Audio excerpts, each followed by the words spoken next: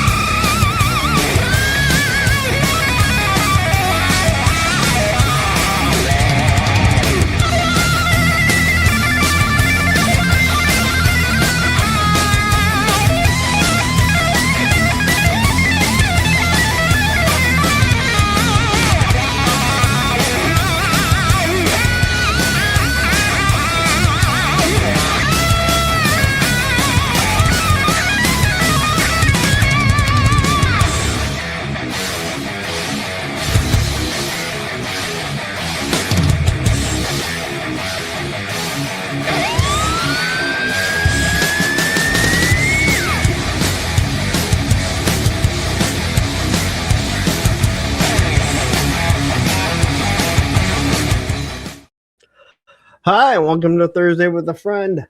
My name is Lawrence, and today I have a hell of a guest. And you have seen a lot of this guy's work. There is no doubt about it. Earlier this year, I had GI Customs on. He has been doing an awful lot of printing with his stuff, and I know they have some sort of agreement. I've had stuff that a buddy of mine who always used to lend me stuff to review. I don't know if he's still collecting as much right now. He printed stuff for me. I bought stuff from him, and this guy is one of the at Joe Fest. He actually, like, I went up to him, say hi or whatever, and he knew who I was, which was actually kind of shocking. I know they kind of blow Ed away after 25, and that I'm kind of a big deal. But anyway, let's just get to it. My special guest, Mark from Mark II Designs or Mark II Toys. You need to do more You need to do more weapons, because I love those weapons packs, man. Thank you. Those are great weapons. Yeah, let's plug those. I got a bunch of them. I think in 24, you told me, you're like, man, I still have so many of those. So I made a lot. I miscalculated a little bit. I miscalculated the demand. It's an interesting thing. No. When I started making those, that weapon set A and B, there was no weapon sets out there. I was 3D print, like I couldn't keep up with the demand on the Etsy store for the 3D printed stuff, and I thought this will be the ticket. This will be the way. And by the production takes time, man, and I'd never personally done it before. And by the time they came out, they were kind of on their way to obsolete. In that chunk of time, it went from there's no weapon sets to there's a couple weapon sets to there's a bunch of people 3D printing to paint apps are now a thing to muzzle flashes are now a thing, removable mags are now a thing, and so and they weren't attached to a toy line. Like I'm still I'm happy with them. The sculpting's good. Like they're good sets. They are great. And I saw you for the first time on Toy Habits, if I remember correctly. Probably. And this is where you were talking about them. And I went and I got them on Big Bad Toy Story BBTS, and I still have a lot of them. I'm still using a lot of them with the classified figures. Um, the thing about them is they're just right to the point. I don't want to say it's not that there's not too much detail.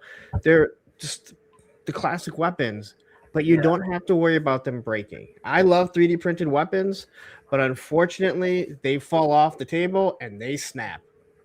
Yeah. Yes. So yeah, they're injection molded. They're good. I haven't opened one. But just so that everyone knows what he's talking about, I have a weapon set A that I did, and And I and B. and the link to everything, his Instagrams, his Etsy, his website are all in the description. So go and buy some of these weapons. Get them out of his Yeah. get them So out of his those office. are on. Actually, you can get them on eBay technically, but they're it's mark2toys.com, and that's the site where you can buy those. And Yeah, I think they're sold out. I think A sold out on Big Bad like a long time ago, and I think B's sold out at this point. maybe get them to buy some more. Yeah, well, I was talking to him about it for a while, and I thought it was going to happen. I can understand why it'd be a hard sell because you're right. Everyone is doing 3D printed weapons. Um, so you have your litany of things that you can get, whether it be Gridiron, obviously, who probably has the highest scale ones, all the way to Top Fun Toys, who I've done stuff with and had John on. Uh, Great weapons, but like for the for the pack that you're gonna get, and again, I like those. And it's a price thing too. Like and not that any of the guys that are 3D printing weapons are overcharging. Like it's an expensive thing. Like it's a mess and it's expensive materials and especially if you're hand painting them. Like I have no issues with any of the prices anybody has, but at the end of the day, if you have things manufactured in bulk, like the price is just going to come down. It's just that simple. And not everybody wants. Not everyone's looking for the best looking weapon. Some people are looking for a regular standard M16 or an M60. They just want something to fit in the figures. They're not doing all kinds of photography. They want it on their shelf, and they're like, "Hey, perfect example. That's Airborne's weapon. You want Airborne's weapon, you can get Airborne's weapon. You want Beachhead's weapon. Beachhead's weapons in it. Yeah. Like, and then do a little bit of painting. Yeah, I did a mix of kind of just like 80s action movie weapons, Yep. classic GI Joe, like real world weapons that were in GI Joe that maybe those first round of figures didn't come with. And I'm a big fan of first person shooters, and I was really into PUBG for a long time, so I got a couple of things from there. And then like I believe you put Commando's weapon in there, right? From like this was the gun I had the first time I deployed to Iraq. So see, again, great weapons. Go pick some up, get him out of his house, make him work after the show so he can start printing labels. Anyway, thank you for joining me. Let's just get into it. Like, do you mind me asking how old you are, what area you I'm grew 50, up? baby. Well, welcome to the club. Yeah. I remember seeing 50 thinking that was ancient. I don't feel I mean, it snuck up on me real good. So I don't know if it snuck out on me. I kept seeing it, and then it was here one day, and I'm like, I still ride my skateboard. I'm still collecting toys and still doing a lot of things that people consider to be childish, except with adult money. So right. I still have to go to that career every day, which really sucks. So well, you know what? Let's head of the chat really quick because we got 22 people watching. We'll just bust through everyone. We have Triple D's Toy Dungeon jumping in here. The crusty old crow. We have Matthew Matson, one of my moderators with his GI bro, who has the best guns in the community. 80s Joys, Beardy McBearderson, Darth Berkey, Izzy Trevi. Here is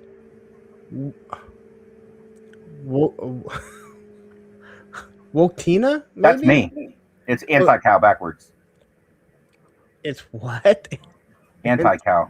Bovine extinction, baby. So how do you say it? Cows are destroying the world, right? And it's Are time they? we noticed and took care of it. You mean by eating them? Yeah. By having a big steak? I'm all for it. I had them for dinner.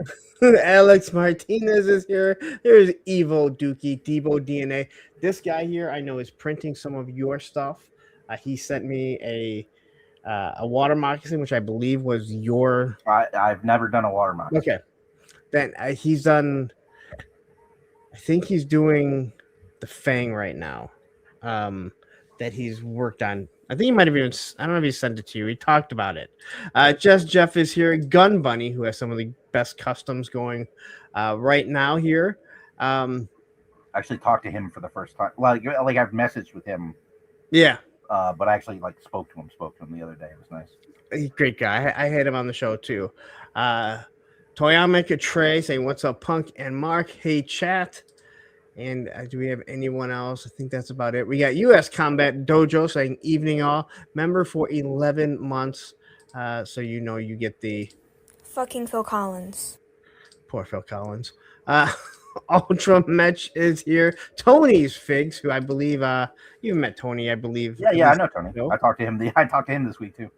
Oh, really? Yeah. Yeah, he's one of those guys. I talk to him multiple times a week. Oh, and then who's jumping in? All right. Hey, real quick. Sorry, just because I'm paying attention. So, Crusty Old Crow said you caught my attention last week. If that's for me, I'm curious what you're talking about.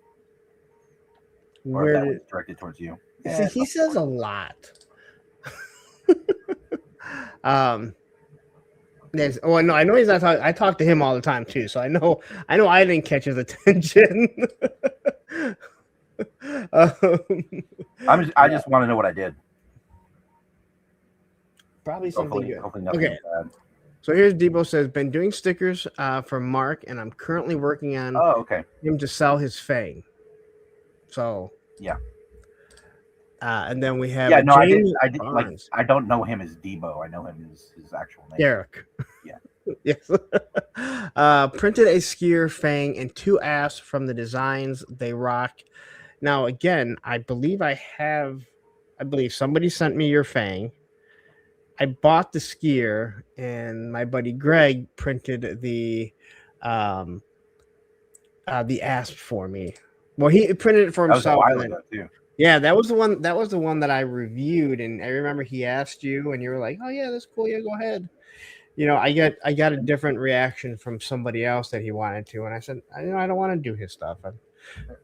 People kind of know what the rules are. Like people that are on the Patreon shouldn't be selling my prints. Just like Debo just said he's working with me, and that's the way to do it. But at the end, I'm not going to get all twisted and butthurt because it's the Wild West, man. There's nothing I can do once I put my files online. I can't control it. And that was the whole point. Like I know when I did it, he reached out to you and said, "Hey, do you have a problem?" He's going to review yours, plug your Patreon or your website, whatever. And you're like, "Hey, that's perfectly cool." And the problem was he asked somebody else, and their response was. It was shitty to say the least. And then after he saw it, it was like he can do it, but demand this, demand that. And I said, I don't want to do it. Like I'm willing to do something out of my time to support someone else, which I have no problem with. But if you're gonna, it turned me off, and it doesn't. You know what? That's fine. I don't need you, and you don't need me. So we'll go our separate ways. Well, we never had ways. So I feel bad. So I did the asp well before the hiss came out, and I just kind of designed it very, very, very close to the original. And then when the hiss came out, the tail hook, the toe hook was way low compared to the original. So I have since redesigned that piece so that it lines right up now. Yeah, and I got the Swamps gear when at Assembly Required, and Again, anything with the 3D print, you always worry about something breaking on it, especially if you got to put the hands on it like that. Yeah. But I got to say, you look at, again, cool what Hasbro's doing, but there's something about that one that just, There, I think it's the colors, to be honest. I think it's just the colors in this. whoever's doing the vehicle designs, and it's the same dude because I can tell from just the style of it. There's a price point that they're trying to hit, and they're trying to minimize how much tooling they have to do. But if you look at the ferret, you look at uh, the ram, you look at that thing. I think they're all designed by the same dude. And the thing that gets me is you look at the engine. On all those original toys, it was a separate molded piece, molded in color. And now it's like a little bit of relief, and it's just got like a deco hit on it. And it really makes them look cheaper, in my opinion. That was definitely what I mean. And I don't mean this to like take a dig at whoever's doing that design. Like there's a price point they have to hit. Yeah. Like there's rules and they're following them, and that's all it is. Yeah, no. But I wish it wasn't that way. Hey, there's a big difference between pointing something out that you see and, just not criticizing, but, just giving constructive criticism of what you see, but also understanding, right? I think we all understand, when people says Hasbro just wants to make money. Yeah, they're a corporation. I'm good. We're all on the same page now, right? Chrysler just wants to make money. Ford just what these companies. Oh yeah, and like I mean, I suspect, and like just the Hasbro guys that I know and that I've spoken to, like they would love to go all the way and full off. Oh yeah, right? But like, why wouldn't you? But it's not their decision ultimately. Yeah. So I guess we go back. We already know you're 50. Where did you grow up? What was your family life? Like I said, we'll bounce back and forth. It's my job to get it back on track. But we're going to be talking about the stuff that you've done because you've done some wonderful stuff. And so, what was your family life like? Do you have siblings? Yeah. I was born in New Jersey in '75. Moved to Northern Illinois in '79. Like I'm proud of the fact that I kind of remember seeing Star Wars at a drive-in theater. Wow. I remember we were in my parents had this orange Honda hatchback, and I sat kind of on the center console between them, and we watched it. And for a long time, the scene that stuck with me was when Han Solo's like on the Death Star, and he chases some stormtroopers down the hallway, and then they realize it's one guy, and they turn around and chase him back the other way. And at this point, it's like a memory of a memory. Like it's long gone. But yeah, that's how old I am. What's up? But that's one of those things where it's like, even if it's like you said, a memory of a memory, it's the memory that you have no matter what, and that type of stuff goes far. Like I can remember little things of the first house we ever lived in. And I mean, we moved out before I was 4. Yeah. So it's like, I can remember the slide. I can remember the little dog that we had. I can remember playing across the street with the neighbors. I have no idea what their name. It's just like these vague, little memories that you have, and but that's cool. That it's a bit too. Like I remember the first house in New Jersey, and I had a big wheels, and it was like all the neighborhood kids had big wheels, and I remember we would come up to the top of my driveway, and my memory of it is that it was like a 45-degree angle, and we would be going like Mach 2 by the time we hit the street. And then, in my late teens, we drove past that house, and the driveway was like 2 degrees. It was nothing. But that's the greatest thing, to have those memories of something that when you see it as an adult, you're like, yep, that didn't really happen. But it's kind of like the Muppet Babies, man. Like all that stuff. We've talked about the Muppet Babies numerous times on my shows. Like they had all these adventures. There was Star Wars, Indiana Jones. Like they had all these adventures, all because that was the mind of a child. Yeah. So, did you have any siblings? Like, do you have any built-in play? Yeah, I have an older sister and I have a younger brother. Are they close in age or? So my sister is 3 or 4 years older, and my brother's 5 years younger. So that doesn't really leave him for built-in play friends. I mean, those guys. Yeah, and like I wasn't like in retrospect, I wasn't the best big brother. Like he was young enough that he was annoying when I should have been better. You know, it was one of those things. Like I like as a kid, I really loved to draw, and I would draw. And if I stepped away for a minute, he would come over and start drawing on top of my drawing. And he didn't do it like he did it because he wanted to draw with me. You want to be like you. Yeah, but that's not how I took it when I was 7, 8, 9. You know, That's a huge age. That is a huge age gap. That 5 to 10 year age gap. When you're 15 I would and they're say, 5. like, I mean, if I was 15 and he was 5, I think I would have been mature enough to be better. Really? Yeah, I don't think I would. more than me being 10 and he's 5. Like that's It's because I'm It's night and day. still like an immature little kid and I'm reacting that way. no, it's night and day. Yeah. So my little brother, who's 6'6", I think. You are not. Yeah, my whole my family's giants, man. I got I've got 4 kids, but I've got 3 boys. One of them's 12. He's almost my height, and the other 2 are like 6 foot plus. You know, See, like at least I can say my whole family's short. Like I don't. The tallest one is like 5'8", 5'9", and when that seems like it's tall. yeah. What's real nice is my brother. I'm just outside of Denver, and a year and change ago, he moved to Cheyenne. He had been in South Florida for a long time and just needed to get the hell out of there, and did a bunch of research to find where like the cost of living would be because he works remote, and he picked Cheyenne. It turns out, which is 2 hours away, which is like perfect. So a couple times a month, like he comes down there or I go up there, and we hang out, watch some movies, and it's really nice. It's nice. Oh, that's cool.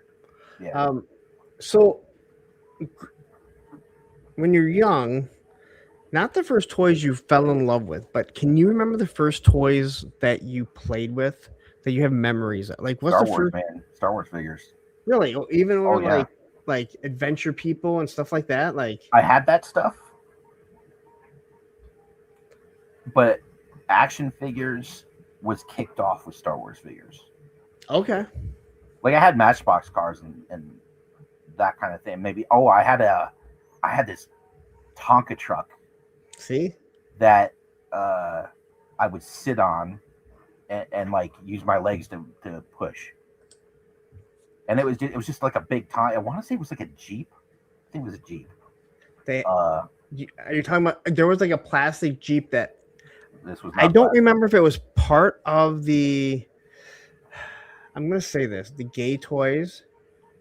Remember, Gay Toys made the, yeah, and that's their real name. I believe you. They made the Dukes of Hazzard cars, the big Dukes of Hazzard, and they were plastic. Yes. Right. So what we would do, there was a lot of construction in my neighborhood, and there were like piles of dirt. Yep. And we would make ramps, and we would load the cars with like really loose, like fine dirt, and we would push them, and they'd hit the ramp and have that big trail of dust behind them. And that now was I'm jealous. shit. I never thought of that, and now I want to go back. I don't know how we figured that out, but like that was like, man, me and the other boys on the block, like that, we would spend hours just launching these cars full of dirt, and they'd have this big rooster tail of dirt. That sounds like Filling off one the kid back. that just happened to have dirt in it, and when he shot it, everyone went, Yeah, everybody's jaws like just hit Yeah. the floor. Yeah. Like obviously no one was thinking that. Like no one was thinking, let's make a dirt trail. One person did it because it had dirt in it, and then it was like, oh my gosh, yeah. No, that was it. But even those toys, I would say were after Star Wars. Really, like, because those were like 5, 6 years old. I mean, they were around for years, though. Yeah, like because that's not what you you gotta remember. remember. Late 70s, early 80s, like toys weren't what they were like. Just by 83, 84, like that big 80s toy push happened. Yeah, but before Star Wars, it was slim pickings, man. Unless you were into the like 12-inch stuff or Migos or something, which I wasn't as a 4 or 5 year old. No, I've said that to a lot of the people that say are like, they're born in 84, 85, right? If you're early 90s, like you're getting all all the hand-me-downs of GI Joe, Transformers, Motu, like that's the prime time for great hand-me-downs, Thundercats, Yeah. and shit like that. Yeah. Where we grew up in that age, it was like you said, yeah, there were properties, but I don't think there was really that big property, those big properties telling stories till the 80s. Motu, G.I. Joe, obviously Star Wars, but that was a movie. Your Transformers, Thundercat, Yeah, like I like, and I never ever collected Migos, but I think they were kind of the early. yeah, I think they were bigger too, and then there's the whole oil thing in the late I think like 10 70s. inches, 8 or Yeah, 10 inches. and then everything shrank after that. But the cool thing about Mego, and we didn't realize this, was that they had the Star Trek property, and they Yep. had the DC property, and the Marvel, and you could play with Captain America and Batman because they were the same scale. Mattel, I'm talking to you. Please make sure all these things are scaled with Marvel Legends. um, so what was the first? Was Star Wars the first property you fell in love with, or was there Oh yeah. another toy line? No, no, it was Star Wars. Like Okay. Star Wars hit again. Like I was 4 or 5, so like my parents weren't throwing a bunch of toys at me before then. But like we saw Star Wars in the theater. It was a drive-in. I said, and like that was it. Like that just changed the trajectory of my life when I saw that. Um, yeah, I remember that first Christmas. Technically, the second Christmas, right? Like the first Christmas after Star Wars, there wasn't any product. Yeah. And I did not get the early bird thing, but the next year, I got like the Droid Factory. I got a bunch of stuff, and it was amazing. Yeah, my cousin was he had all the Star Wars stuff. So when I would go to his house, I had a lot of figures. I didn't have the vehicles. I wouldn't say I had a lot of anything. I had all the kids in the neighborhood had stuff. Yeah. So we would get together and play, and there were kids that had like a lot. So I didn't miss out. I never missed out because I had friends. That's how I was with GI Joe. Like I had it all. That's so. I mean, like we've talked about it before. It's like I had Motu figures, but I didn't have like Castle Grayskull and all that other stuff in the vehicles. But we had a friend that we played with, and he had that stuff. So when we went over his house, he wasn't into GI Joe, so we were playing with that. And he also had the little metal Star Wars play sets, which I really those do were cool. love. Those die-cast ones. Yeah, I love those, man. Those were really cool, man. Yes, they were also little weapons too. You could fight off intruders, just like if you had Eagle Force figures. Right. I never saw Eagle Force figures till I was an adult. Oh, really? I remember them. I don't even know where he would have gotten them. I guess Toys R Us. Yeah, I remember Toys R Us, and I always hated that they were too small for GI Joes. We moved from New Jersey and we moved to Northern Illinois, and I lived in a little town called Sycamore, which is effectively a cornfield. It's like 45 minutes west of Chicago, and so like for me to get to a Toys R Us meant like an hour drive to a mall, and that honestly that was the best thing about the holiday season was we would go to a mall. You're not the first person that I've had on here that have talked about living an hour away from like the mall or Toys R Us. So when they went there, so like for me it was like a weekly adventure. Go to Kmart every single week. Oh man, we went to Toys R Us probably twice a month. Like yeah, we didn't have. It's amazing. There was a Kmart half an hour away over in DeKalb. Yeah, it's amazing to hear someone say like this was an event for us to go. Yeah, dude, I remember like we'd be, as a kid an hour drive might as well be 3 days. Oh man! And I remember when we'd get close to the mall, we'd all perk up, and we'd be like, "There's houses here. People live here. People live here near the mall. That can you imagine? Oh my god!" Yeah, well, even the mall. You go to the mall, there was KB Toys. We had KB Toys and we had K&K Toys. I don't think people remember K&K. Everyone remembers KB. That's a regional thing, though. I suspect, like the circus or something. There was a one with a roller skating panda bear in overalls. I remember seeing those commercials, but I See, never saw one of those stores. I always, even as a kid, I wondered if they were owned by the same company because the K and K looks so much like KB. Hmm. But I mean, we had one. One was on one side of the mall, the other one was on the other side of the mall. One was upstairs, one was downstairs, and like Where your is this? parents. This was in Michigan, like Michigan. What was outside the? of Detroit, Okay. What was the name of the mall? Do you remember? Lakeside Mall. Okay. They just shut it down. Like they Oh. just shut it down like 2 years ago, and now it Malls just are malls are kind of coming back right now too. not this one. Yeah. Well, right. Yeah, I think people are getting tired of only shopping online or something. Like my wife and I went into a mall like a month ago because we couldn't decide on. We were out running errands. We are south of here, and we couldn't decide what to eat, and we just weren't agreeing. I was like, "There's a mall. They have a food court. We can each figure out something." So we went in, and it was packed. It was packed, and it sure as shit is in the holidays. So like, something was up. So I actually was like curious. I like Googled it, like, are malls coming back? And I read an article about it. I got stuck on this. I got a few years ago. I got stuck on this series, and it was abandoned malls. And the reason why I got intrigued by it was there was a professional skateboarder that was going to all of these malls. Was And then he urban exploring, or was he like trying to skate in there? No, he skated every single one of them, Yeah. but he did a whole history of it. He did a whole history of like every single mall that he went to. It was, to me, awesome. And then, I mean, this guy rips too. Like, and then he'd find something in the area, or he'd skate the mall. But it was an actual like documentary about each mall that he went to, and I loved it. Like, yeah, I again, you took skateboarding, and then you took something that was like history, but he'd explain like, what happened to it, and what, where it became like some malls, like the only thing that's left is this gospel church, right? Like, very unique. Yeah. So I mean, you grew up again, like what was like playing, like what was it like? I mean, are you that far away from kids, or are there No. I had a block on my.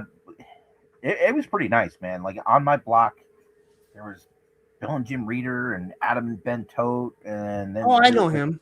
There was another house over here.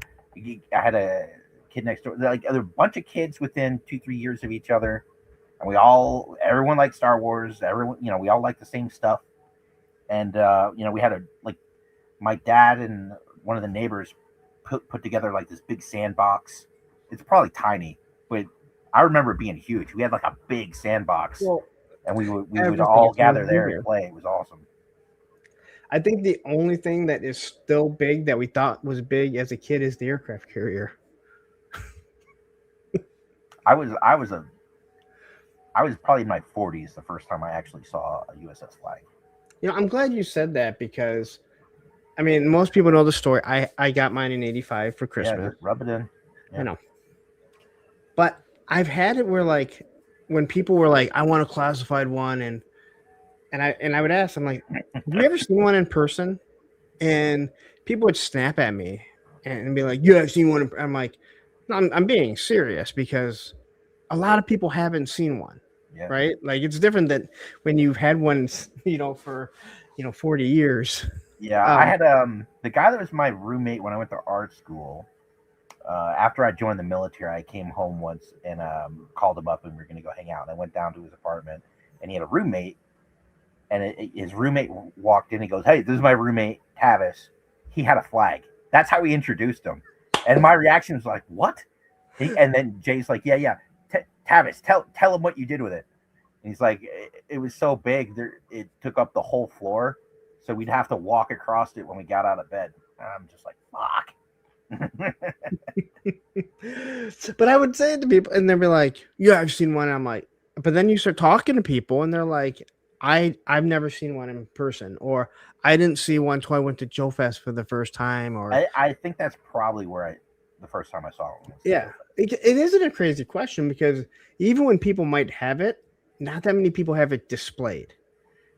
And even toy stores, how many toy stores actually have one displayed? They may have it, but and there's the box, or there's superstructure of it, but you don't actually see it. Yeah. I when I was in Kokomo, not Kokomo, and when we were in St. Louis, when I was walking, I was in this toy store, and in the back room, I looked, and they had the uh Jabba sail barge, the HasLab. The HasLab, yeah. And I'm like, hey, do you mind if I go look at that? And he's like, oh yeah. So we walked in the back, and that thing is big. It's still not And then, as big as the Flag. well, that's what I'm saying. Like, and then when you see that on a flag, and I always say to people about the flag, I'm like, it's 7.5 feet long, but people never talk about how wide it is and how high it is. Yeah. It's massive. Now I'll stop talking about the flag because Ed's probably about to lose his shit, and he'll yell at me this weekend when we hang out. So. All right. So, did Star Wars remain your favorite toy property, or again, you're the same age as I am, so I feel we saw I know the question's coming. Like, what was the first thing I like legit collected? We got time to get to that. And it wasn't even Star Wars. It was Spawn. But like, it's definitely when Power of the Force came out that sort of reignited things a bit.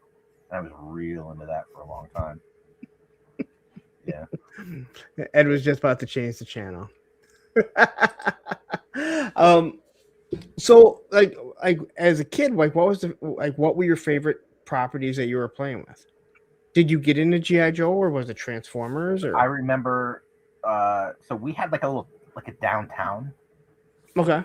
And we're talking, you think about it like a small town with a main street and a couple of brick buildings. Yeah. Like the 6 brick buildings in the town were all kind of right. One was the library, one was the post office, and then a couple little like shops, like a soda fountain from like the late 1800s.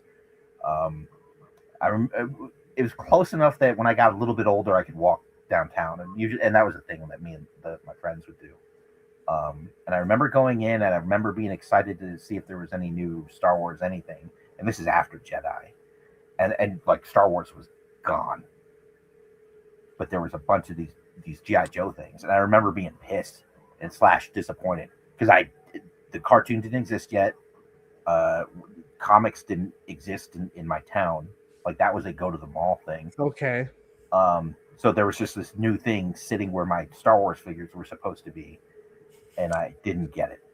I love that, because as a kid, like going to Toys R Us, you can remember when wait. The Sky Striker is supposed to be here. Why is this Motu or He-Man vehicle here? That's not supposed to be here. Why is that not like? That is definitely one of those first world problems as a kid. Right. Yeah. So you see G.I. Joe there, and you're mad because your Star Wars isn't there. Does it intrigue you at all, or are you just like? I don't remember. I feel like I just didn't have enough time. I think the first time I saw them, I was probably with my mom or something. She's like, "Come on, let's go." So I don't think I got a chance to really investigate the first time I saw them. But I remember real specifically Star Wars not being there, and me being like, I don't understand what's going on. Yeah, especially as a kid, you don't that doesn't compute, because to you probably Star Wars like the biggest thing ever. Oh, and looking back, like it would have been like the original 13, and they would have been like $2. Don't listen. Let's not bring up the original 13. There are probably people losing their minds right now, thinking we're never going to get Flash and Grand Slam because Lenny left Hasbro. All right, so there's people probably ready to lose their mind on Hasbro. They want our money. They'll get to it. Well, again, they've already designed Flash's weapon, and Flash and Grand Slam are the same figure. So, put 2 and 2 together, it's probably already designed, to be honest. Yeah. I mean, everything else is. Yeah, I mean they're gonna mix and match what the waves are to make all the numbers line up. It's all a money thing for them. Like they'll get yeah. And the fact that people act like they can't figure this out yet. And like I said earlier, like, wow, so you're telling me Apple wants to make money? Like that's what they're about? All right. So you see this G.I. Joe. Now, did you start getting into other things? Because let's be honest, Star Wars, it was just done. Yeah. It was done. Like I've said this before. I can remember looking at a G.I. Joe figure. They were $269. And my dad said, hey, you can get 3 of these figures, pointing to the Star Wars ones, because they were $1 each, end cap and Toys R Us, or you can only get one of those. And I'm like, I don't want those junky things. God, I wish you just would have bought them all. Right? Put them in a bin. Yeah. So can you remember like getting into G.I. Joe and my timeline's a little fuzzy on it. Every once in a while, I'd come home from school and my mom would have gotten me something. And by say every once in a while, I'm talking like three times, and I remember every single one of them. One of them was I really wanted Manny Faces. And I remember I came home once and my mom was like, I got you a present. It's a He-Man figure. And it's in the living room. And I remember running in there like, I got Manny Faces. And it was Man-at-Arms. And I was fucking pissed. I sound like a spoiled asshole because that's all Don't worry. Like listen, but I was a little kid. I remember that. So that like Masters of the Universe, and when that cartoon was on, I watched every single episode, every single day. Like I was into it. I had Man-at-Arms. I eventually did get Manny Faces, and I eventually got a He-Man, and there was my entire Masters of the Universe collection. But I had a friend named David who had everything. So you go there. And so I just went over to his house. Yeah. Yeah. And when you have everything, when you're a spoiled brat, none of it's special.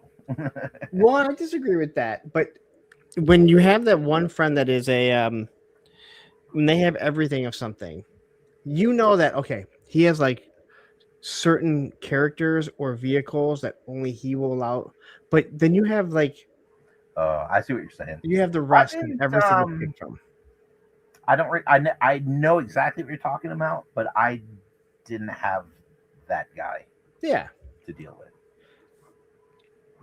I did that with my brother, and my brother did that with me. But like, friends would do that. But yeah, so that's how it goes, right? Yeah. So, but there was one day I came home and my mom had got me a G.I. Joe, and it was the straight arm rock and roll. And I thought that was pretty cool. And so I kind of, and then, you look at the card back and it's like, holy shit. And I want a Destro real bad from that. And I got him. I had a Destro.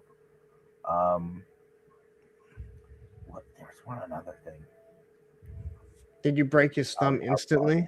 No, he's long gone.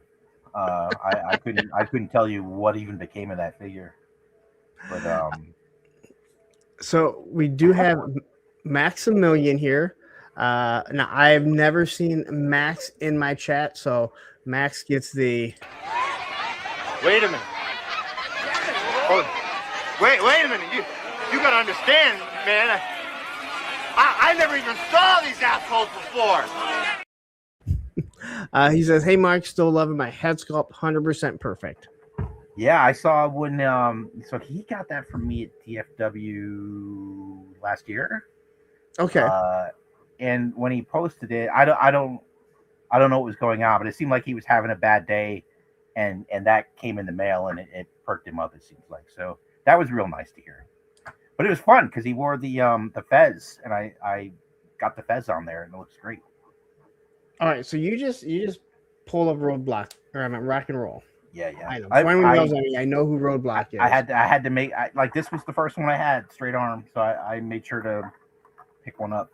So straight arm or swivel arm? Because I hate the straight arm. Yeah, it's terrible. But like that's the figure I had. So yeah, no, I get that. I have I actually just sold my straight arm.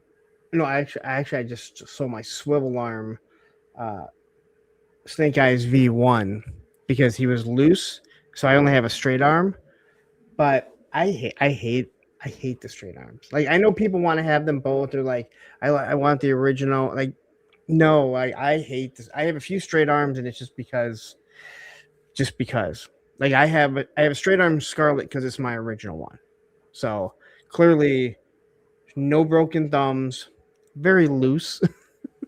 That sounded very awful. Sorry, Scarlet. I don't think it's like those things are just getting more and more brittle by the day too. Yes, that's why every time I do one of those classic reviews, and especially if I'm trying to pry the gun out, and I tell people like when you're posing a classified figure or any type of new figure, I don't want to see the stock on the outside, right? It looks stupid. Okay, we're adults; their hands move, but when it comes to any type of vintage, especially GI Joe, listen. If it sits like this, and that's the best you can get the gun in the hand without snapping the thumb, that's fine. That is perfectly acceptable. Yeah. Because I guess for me, like I say, like, hey, if you want to snap the thumbs off, be my guest. It just raises the value of the figure that I have. But I'm also not looking to sell my figures. You know, this is not my retirement. I wish it was. I'd be doing really well. And Max says it's at 100% save the day, week, and month. So that is awesome. Now, I didn't have to ask for that because according to everyone, I look just like Leatherneck from the Classified. So I have my own Larry neck, and I guess I don't need to worry about it. Okay. That's what everyone told me. So I didn't see it, but everyone else did. Yeah, I'd have to see it in that 8-point cover. You want me to go get it? You have one? I ordered it specifically to do the review. Yeah, Right now I have this, but hold on once. I will go. I think it's over there. Give me 1 second here. All right. I'll let you just talk. You know what? Okay, now that we've gotten rid of him, guys, what I need you to do is go to mark2toys.com and just buy a shitload of weapon sets. If we can move, I want to say like 2,000 of these things in the next month, I will do a set C. Like I will, but like, just got to move. There you go. Now at the time this was shaven, so I just had the month. And this is not. This does not have the EGA on it because after I did the review, that would be for like a CB would wear that.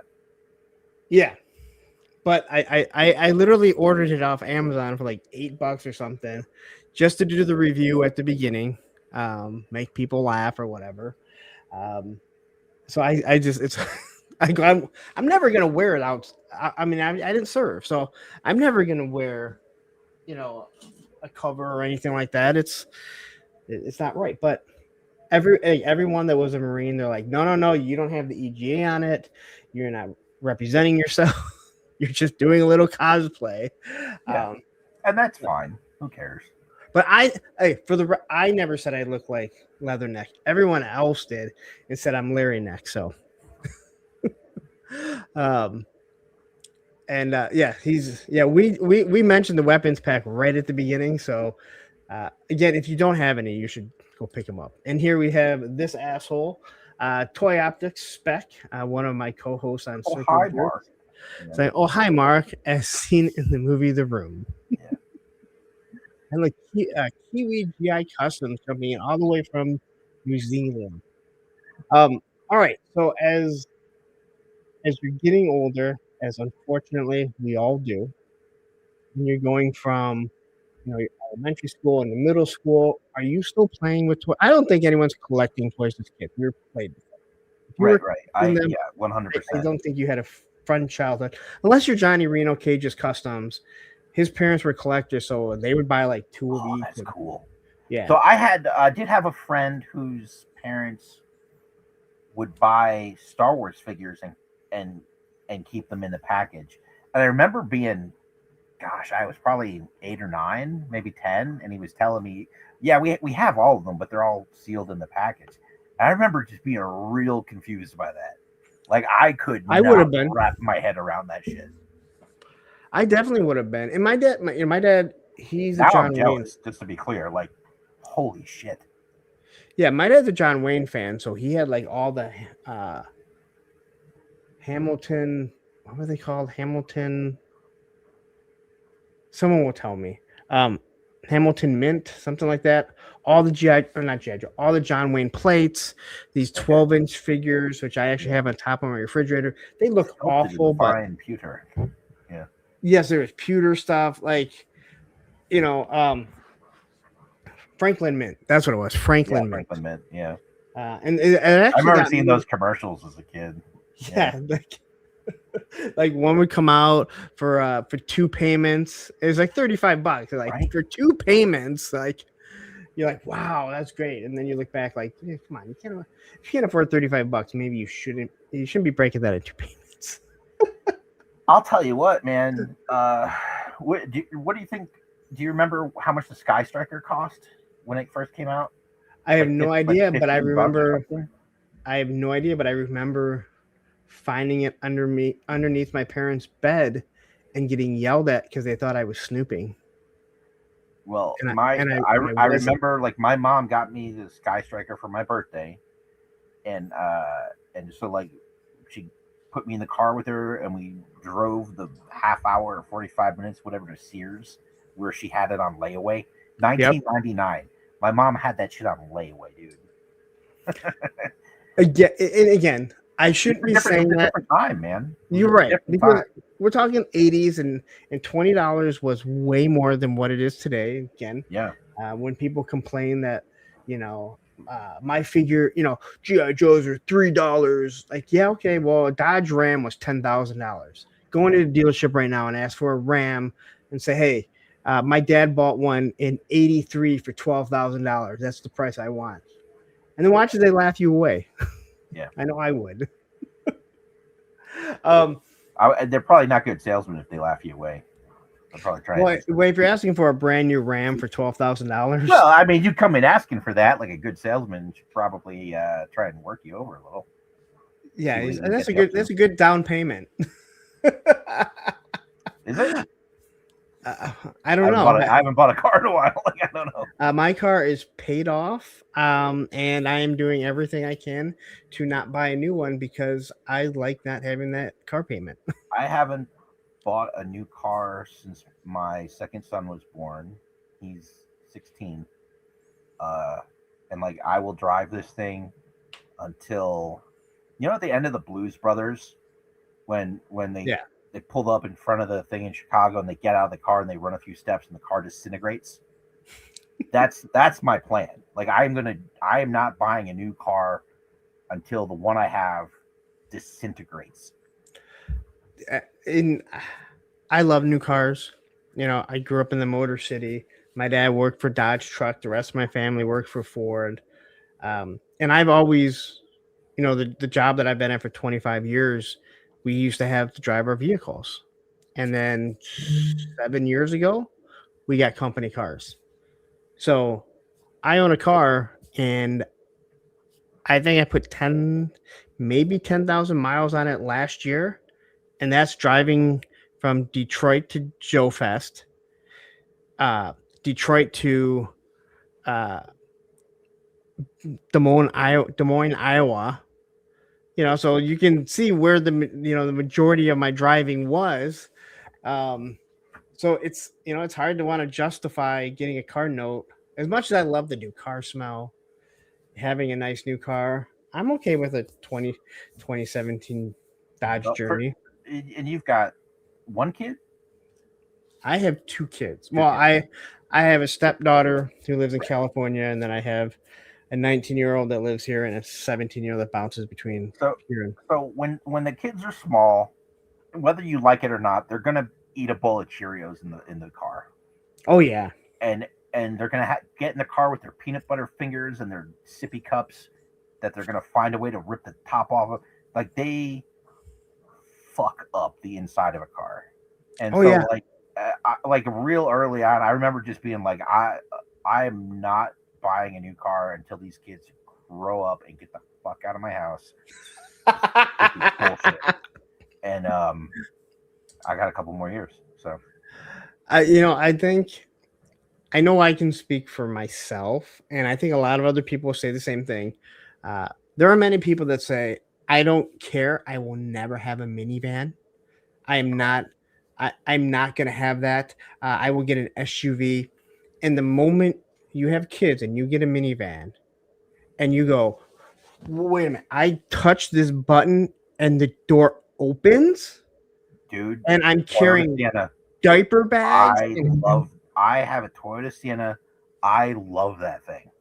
I love it. I love that the doors, like you yep. said, all the seats fold down. I can put like a full sheet of uh, like drywall or wood in it. Like it's basically like an enclosed pickup truck in the back Yeah. with all the seats down. Like it's all. I love it. And I love they're it. And like you go through unlike the drive-through and you're up high like a truck, so you're looking down at the person at the but drive-through. they're Love that. low, unlike an SUV where a kid can't get into it. And Oh, yeah, everyone knows, like anyone that has kids that lives in a cold climate knows what it's like taking a kid out when they're bundled up. I don't care how you've adjusted their seatbelt, it is always too small. yeah. It's always too tight. So then it doesn't matter. Like when you're putting a kid in I had a Dodge Ram, and I loved my Dodge Ram. It was from my first marriage. I had been remarried a year or two, and I was in Iraq, and my current wife, she didn't wreck it, but she fucked it up a little bit and felt really bad about it. And without telling me, she sold it and bought a Toyota Corolla. Anyway, flash forward. and you're still married? Like Yeah. Like this was like the worst thing she ever did. Like by far. That's pretty bad though. She's made up for it. She's made up for it. But we ended up when my second son was about to be born, we were in a position where we were going to have 3 kids in car seats, and like the car seats literally would not fit in the Toyota Corolla. So like we had to get something, and you know we're she's like, let's go look at minivans. I was just like, Jesus Christ, and I fell in love with the Toyota Sienna like real fast. Yeah, I love that thing. I love it. My dad still has a minivan. Like they have, like his wife has a minivan, and he just got rid of his Jeep Wrangler and bought a Jeep Gladiator.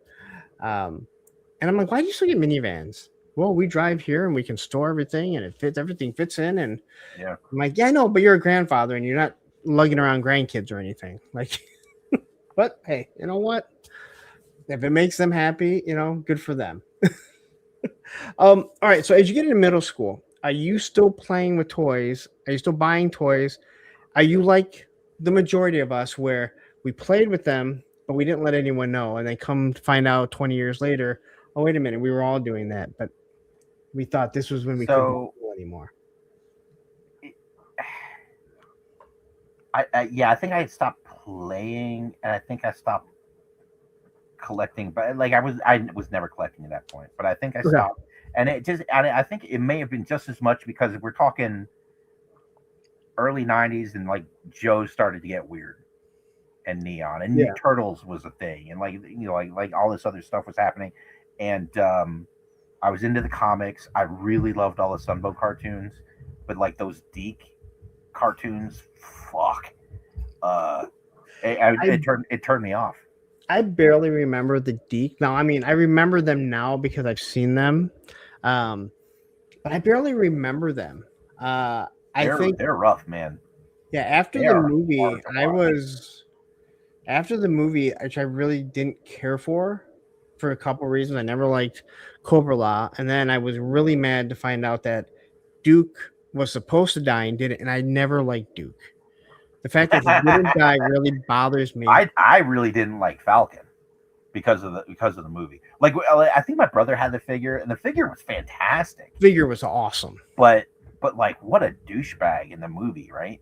So I didn't like Falcon. I didn't like Cobra Law, and again, I had managed to get enough of the comics that I knew what Cobra Commander was supposed to be. Yeah, and it was just like it just didn't work in my brain. Yeah, but are you surprised that Falcon was a douchebag when you knew who was the voice actor of him? But I didn't when I was like I knew who Don Johnson was because of Miami Vice, Yes. but Yeah, I guess that's true. you know, no, Yeah. I mean, I turned 13 and immediately got a full time job, Oh and wow. I think I spent most of my money on like gas and comics. Yeah, Wow. So yeah, it was a thing, man. Like for us, it, at least in Northern Illinois, in whatever year it was, like you could start working at 13, but you had to get a permit, and you had and like I like went into the junior high office and asked for a permit, and they gave it to me. Like, and I think I had to like give it to the employer, if I recall. okay. But yeah, and I started like washing dishes at a local diner. I didn't start working until like 16 and a half, and I was like the old friend. Like everyone else had jobs at 14, 15, clearly at 16, and I didn't want one. And then finally, and I look back at it so fondly now. I look back, like I made so many good friends. Right. There's Like so I many hated fun school, times. but I loved my job, and I didn't love the job. I loved my friends that worked there with Yeah, me. again, I think it's easier. It's kind of like when you know, I never liked school. I didn't dread school either. But you go back and you go back and you're like, you think back and it's like I actually had some pretty fun times there. We did some fun stuff. We had good friends. Um, and as you're an adult, it's not the same. And Max here says, I still try not to work. I think now it's even harder to work now because I'm like, why can't YouTube just pay me the salary that I make from my career? Then I'd be all set. I'd be Yeah. happy. Yeah. All right. So as you're going through middle school, like you said, you started buying comics. Did you switch to like comics more because it was just easier, or were you enjoying? Because I feel like a lot of Uh, people switch to you know, comics it because was kind of that, and there's a term for it. Like Image Comic was coming up. yes, It was that perfect 91, 92, 93, like in there, and like all my friends were buying comics. It was just the right time, and I had always liked GI Joe, but like I don't think they even carried like the one store. So like we would drive out in DeKalb, like there's Northern Illinois University, and there was a okay. bookstore out there that sold comics. So we would have to, it was a haul, man. So we had to drive all the way out there to get comics. Yeah, I don't think they even ended up doing the full run of GI Joe. I think when it started to get sparse, they stopped carrying it. But at that point, like I had Spawn, and I got into Spawn and all the Image stuff. See, I remember getting my GI Joe comics and the Star Wars comics. I didn't have a lot of the Marvel stuff or DC at 7-Eleven on the carousel rack, or at what was Perry Drugs, which became Rite Aid, which became no more because they're out of business, at least here. They would be in the magazine shelves, or they'd have carousel racks. But I remember going up to um, 7-Eleven, and that's where you would find the GI Joe. I remember the commercials for the next comic. The I commercial. remember the twins going around the track on the four-wheeler. Yeah, That's impossible. Just so people know that you can't do it on a roller coaster. You cannot ride a four-wheeler and do a loop on a roller coaster. Yeah. while someone's hanging off a dragonfly. There's so much wrong with that. I can't believe no one figured out that's not realistic. It's interesting. Like GI Joe was always able to just kind of penetrate and get that suspension of disbelief going for me. There's other things that just like I like couldn't bear to watch because they just made no fucking sense. But it's crazy. Yeah, I like Fatal Fluffies, no problem. Yeah, but it's crazy how like there are people that they don't have Lenny as a punching bag anymore now that he stepped down. But would say like these guys don't know anything about military. Look at the stuff they're making. I'm like, have you ever looked at the GI after after the first wave, and how even in the first wave there was a girl in the leotard and there was a guy all in black. Okay, so they weren't all, and the guy with a laser. He was a commando. What are you talking about? Yeah, I know. Yeah, he was a commando. There was a guy with a laser gun that was wearing baseball The catcher padding, right? Yeah. Like, I'm sorry, one guy in camouflage. Like, and then you start going into it, it's like, oh, some of these guys don't make a lot of sense. You know, like the guy running around with a bazooka wearing a Patriots, and I didn't realize the Patriots at the time, but wearing a football jersey. Oh yeah, no, It wasn't the most realistic to begin with. There were some, and I think for me, my experience was like, because I think I was into the comics, like I think it really coincided with when I got my first figure, when I got Rock and Roll. Yeah, and what Larry wrote, I believed was like this peek behind the curtain of what the military's like, because they would use nomenclatures and code words and brevity codes and stuff, and I thought that was where the real military part came from. Yeah, the file cards and the comics, and then the cartoon was a cartoon, so there was a built-in level of understanding that it's just a cartoon. no, but that's entertainment. Now, again, as a kid, you don't realize it, but I love the movie Top Gun Maverick, and after it came out, I watched pilots talk about it, right, and break it down. And almost every single fighter pilot raved about how great it was. But they would say, hey, like this maneuver that they do, it is a real maneuver, but you are not that close. But I also understand it's a movie, and if they did it in actuality, it'd be really far away, and it wouldn't make for a cinematic, wouldn't make for cinematic pleasure. Like that makes total sense, right? And I feel like they did that with G.I. Joe when they mixed, like, hey, let's just create a terrorist group with the guy who wears a mask. And like, how come no one else noticed like all these bad guys wearing masks? The pandemic hadn't happened, right? So no one should have been. Someone came in with a mask, you should have been like, that guy seems like a bad guy. Right. But no one in Springfield seemed to notice that. I would say everyone in Springfield noticed that. Okay, that's true. Can you give me 1 second? I can. All right, hold on. But no, like again, we go back to as we've talked so many times about it, and you guys know, G.I. Joe isn't the most realistic of military. I think you could do a little. They had jetpacks to begin with. Oh, so cool.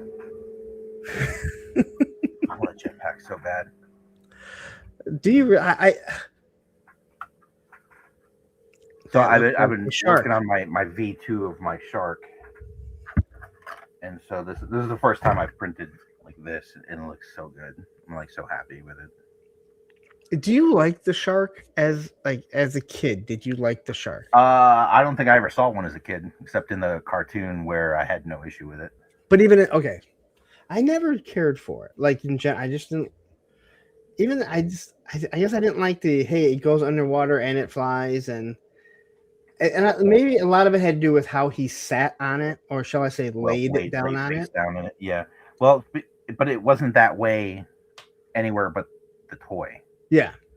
Like in the comics, it was at least a one-seater, and it was roomy too. Because I went and pulled up, I found at least the original run comic book that had the Shark in it, so I could try and model the inside of the cockpit after that. And like the first issue that it's in, like he's in there with his feet up on the console with his legs crossed. The thing about as big as a whale is what you're saying, or it should be. It should be a lot bigger. So this one, you've seen the 2-seater I did, like the first one I did like 4 years ago. Like it's take the Shark, and now instead of a guy laying face down in there, have him seated, and that height from the bottom of his feet to the top of the head, just scaled the whole thing up to make that fit, and it's as big as my torso. It's huge. Yeah. No, they're just There's again. Yeah, the toy Suspension had of to be belief. smaller. Like, it just Yeah, you did. get the suspension of belief. Again, everything was again. Some of those hisses were absolutely gigantic that were drawn. Oh yeah, in the cartoon, they were big. Yeah. Yeah. And you don't really think of And then it. you could blow the whole thing up with a single pistol shot. If I remember correctly, Storm Shadow took care of it with karate chops. Or was it a regular? No, Was that it a wasn't a regular hit. tank? It was like a tank. It wasn't a regular necessarily a MOBAT, but it was a green like US Okay. looking tank. Either way, I don't think that could really happen. But hey, what do I know? What do you not know? only You not don't only did I think not a curve, guy with a big bayonet could come and rip one open like a can opener? but That's a great episode, man. That's a really good episode. That was a lot of fun. So when Ripper, I think it's at the beginning, he's like just tearing through a fence with his bayonet, or whatever that thing was. Yeah, I don't know what else to call it. So yeah. Yeah, I just remember how stupid to me it seemed because I'm like, I've jumped so many fences, and those things have no give whatsoever. Right. They have no give whatsoever. All right, so as you go into high school, what's it like? I mean, are you getting into other things? Are you like a total nerd? It's weird talking about it. I was really short. And there's an issue with that, like. Well, I was shy. I was short. I didn't have a lot of confidence, and so like I didn't have a ton of friends. The friends I had were awesome, and we all worked at the same place. So like school sucked. I don't think I had any friends in any of my classes. Like lunch period, it was fucking brutal. But it's just power through the school day and then go to work, and then work was great. So no sports, no, like, you get into any type of music? I mean, yeah, when I got it, well, I got into a lot of music because like the couple of friends I had were into different things. I had a couple of friends that were really into rap, and it kind of became gangster rap. And then I had some friends that were into the metal. So I really got in. I was really into Public Enemy. I love Public Enemy. I love Chuck D, man, Flavor Flav. Was really into Public Enemy, and then the other band I was really into was Metallica. I mean, I remember the first like time I bought music for myself. It was a tape, and it was DJ Jazzy Jeff and the Fresh Prince. He's the DJ, I'm the rapper. Yep. Which is still fucking amazing. Yeah, and then like a couple years later, I'm buying the Metallica box set. So I'm not a huge Metallica fan. I like everything up to the Black, the Black album. Me. That's me. After the Black album, it just. See, I don't like. I couldn't relate to it anymore. It just didn't do it. I don't like the Black album. It has some good songs, and again, like when I think of metal, I think of big, though, man. When that came out. Oh yeah, when I think of metal, I think of Slayer and Exodus, Testament, stuff like that. But I gotta say this: love Testament, man. Doing all the shorts that I'm doing with or pictures, so much Metallica music just fits. Like they have nailed any music to fit with almost any type of battle scene or fight scene with action figures. It almost drives me nuts because I'm like, I'm not a huge Metallica fan, but I could probably find a Metallica song that fits every single one. It's crazy, how it's just how their music fits. So Debo just said Testament in my top 5. Testament and like Chuck Billy's got to be pushing 60 at this point. They've managed to like get better and better. Like a lot like Metallica, they did the Black album. I don't want to say they sold out, but it was very poppy, commercial. And then like Testament, man, like they just get fucking better. Yes, I fucking the Billy Milano mosh I loved Anthrax, and I will stand to this day and tell you that Persistence of Time is their best album. You can disagree, but you'd be wrong. I agree with that. You know, but Persistence of Time, and again, like, see, this is where the show goes, which I love. That album is just, it is so just, it is heavy. One of the things that I've never really cared for with metal is that I don't like, for me, music, and I know Debo will understand this because he's a hardcore guy. For me, music, most songs, I want it to have a meaning and something that I can gravitate to. Now, not all punk is like that. A lot of punk, there'll be, songs about drugs, and Debo, like myself, are straight edge, so we've never done any of that shit. So, like, No Effects, like, a lot of their songs don't mean anything, but a lot of it is society based, friendship based, right? Like, how do you feel about Dead Kennedys? I never really got into Dead Kennedys. Okay. I never got into the music, but I really like Jello. Yeah. I love listening to that dude. He's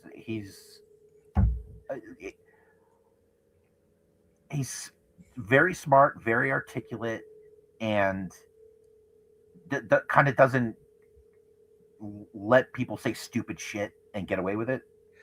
There's a lot more people in punk and hardcore that are very articulated in the way they speak, and they're smarter than what people think.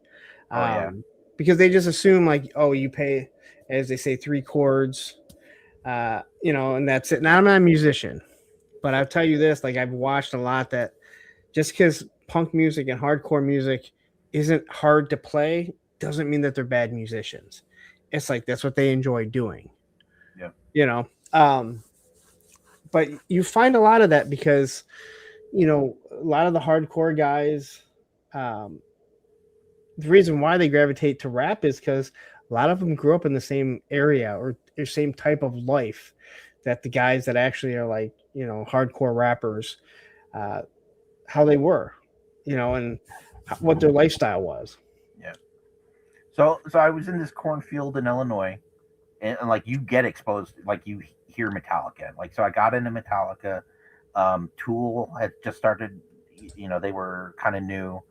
And I graduated from high school, I think like a week and a half later, moved to Fort Lauderdale. My dad had gotten a job down in South Florida. So I moved down there, and I went to the Art Institute of Fort Lauderdale. Okay. And immediately fell in with, like, this super eclectic group, and got exposed to a lot more shit. And, like, found myself, like, going to a Guar show.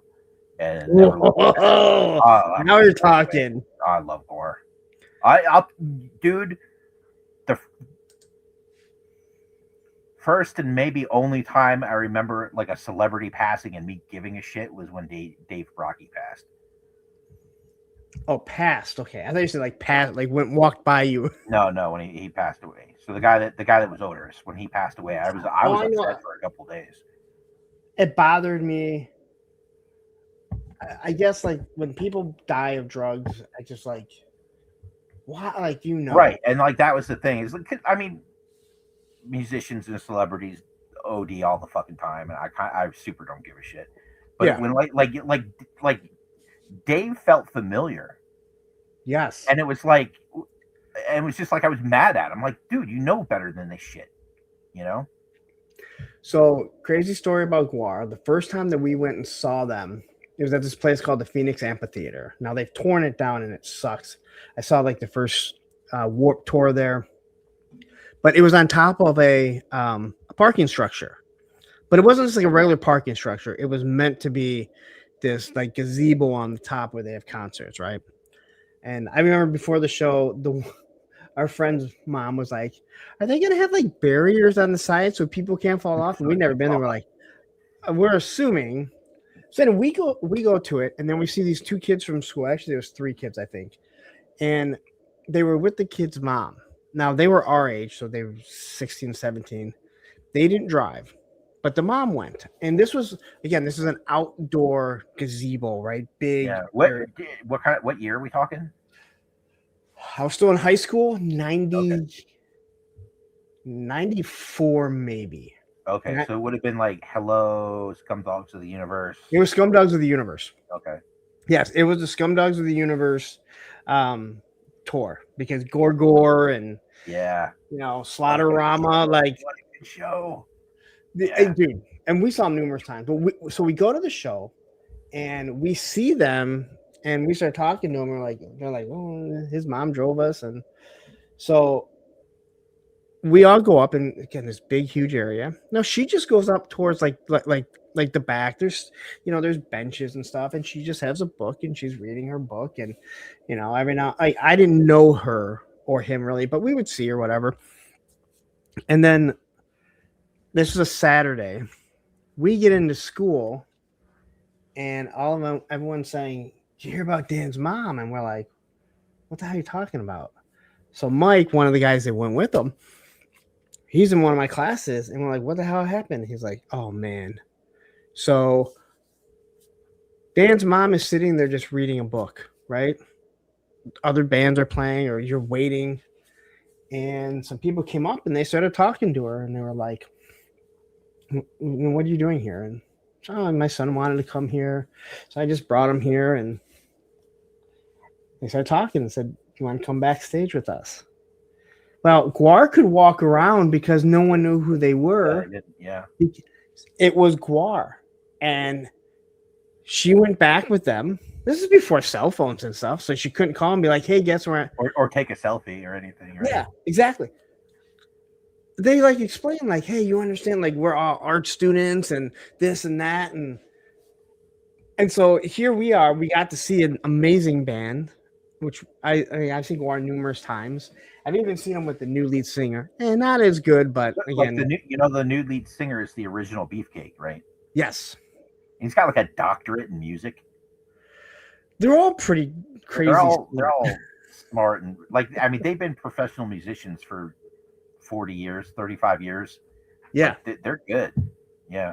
And they've done other things too. That's where my mind went too. Yeah, it's just cool. Cozy with the cuttlefish.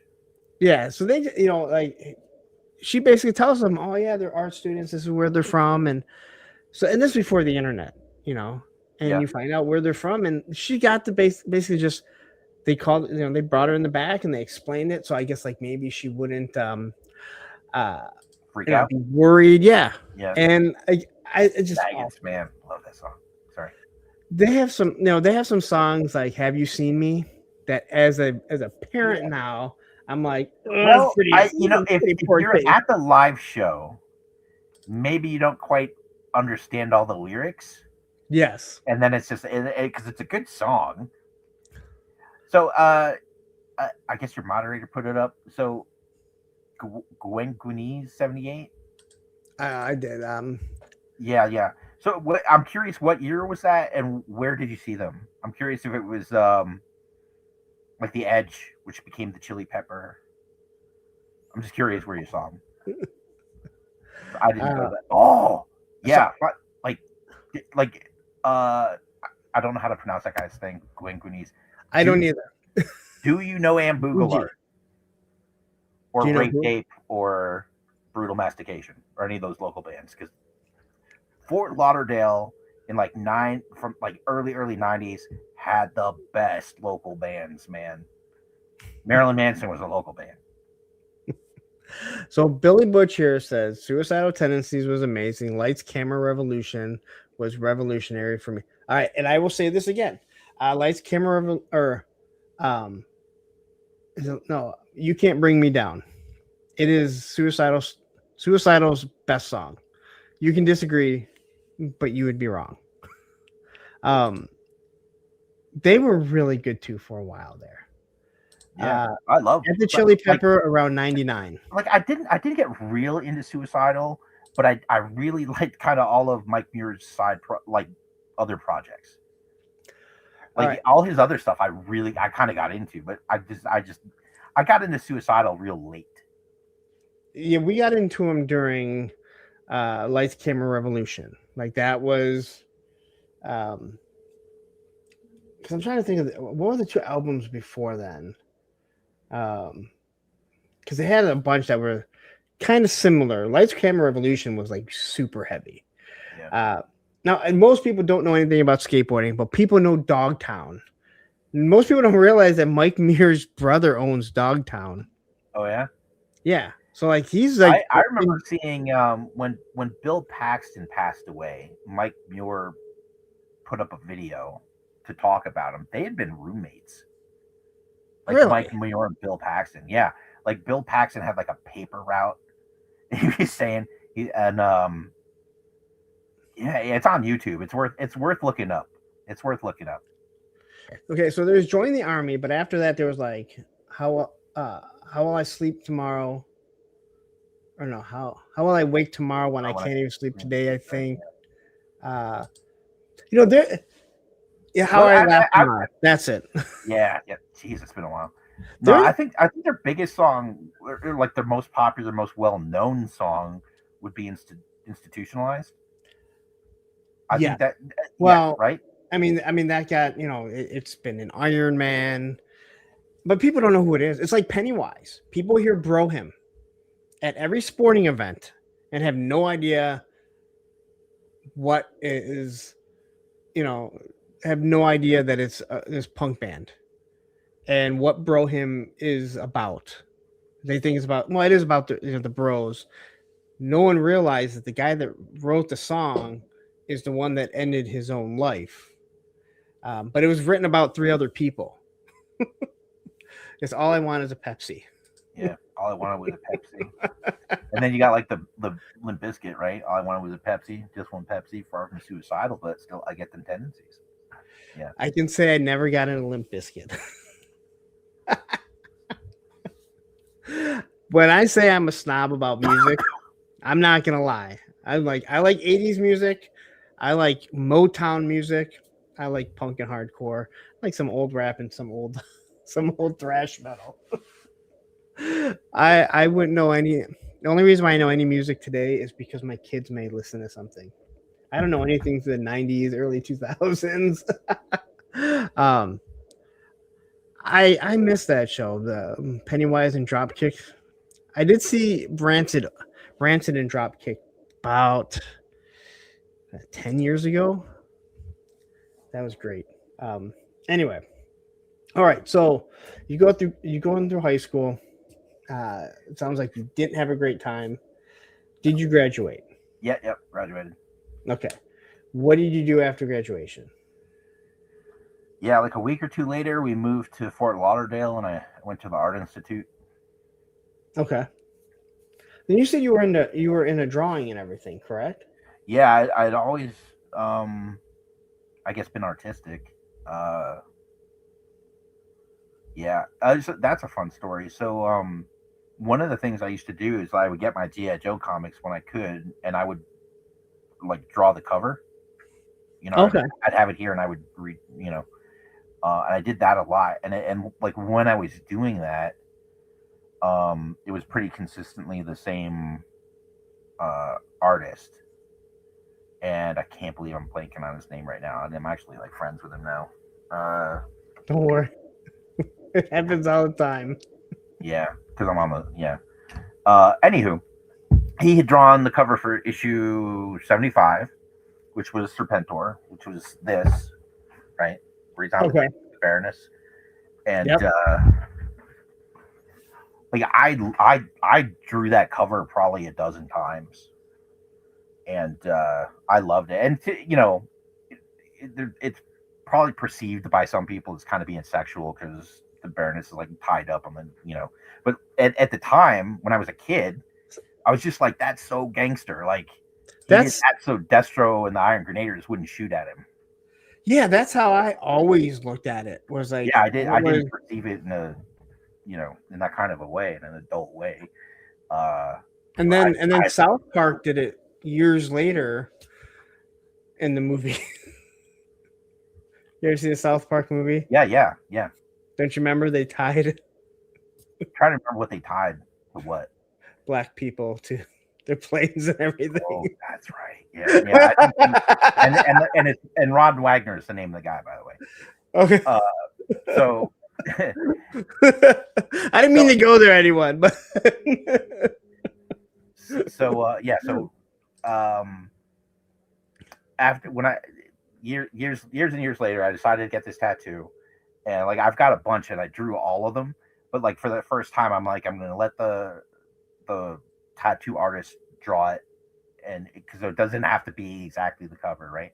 yeah. So I let the tattoo artist draw it, and he did this, and a good year or so later, I went to assembly required for the first time, and I don't know if it was Travis or Brian that put on the show, but they knew about this tattoo. They knew I was a fan, and so they put me at the table like me and Ron Wagner sat next to each other for a weekend, and he's like the nicest dude.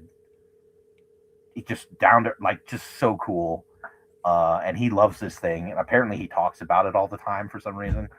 But yeah, so we got to be kind of friendly, and like the next year, I think I did a head scan for him, and I made a whole custom figure. I made a Ron Wagner action figure and sent it to him. See, I would be the opposite. I'd be like, dude, that's like the worst cover I've ever done. I don't know why you. So That's the type of asshole I am. The first time I met Larry Hama was like 2 or 3 years after the first time I met Ron Wagner, and I showed up to assembly required, and Ron came and grabbed me. He's like, "Come here, I got to show this to Larry." I'm like, "Who?" He's like, "Come on." And so, as it turns out, the way it worked back in the day at Marvel, like they would get like $50 to do like a pencil drawing of what the cover should be, and then they'd hand that off to the guy who would do like the full thing. So Larry Hama had drawn this pencil sketch that he got like $50 for, and then handed that off to Ron Wagner, who drew the actual final piece.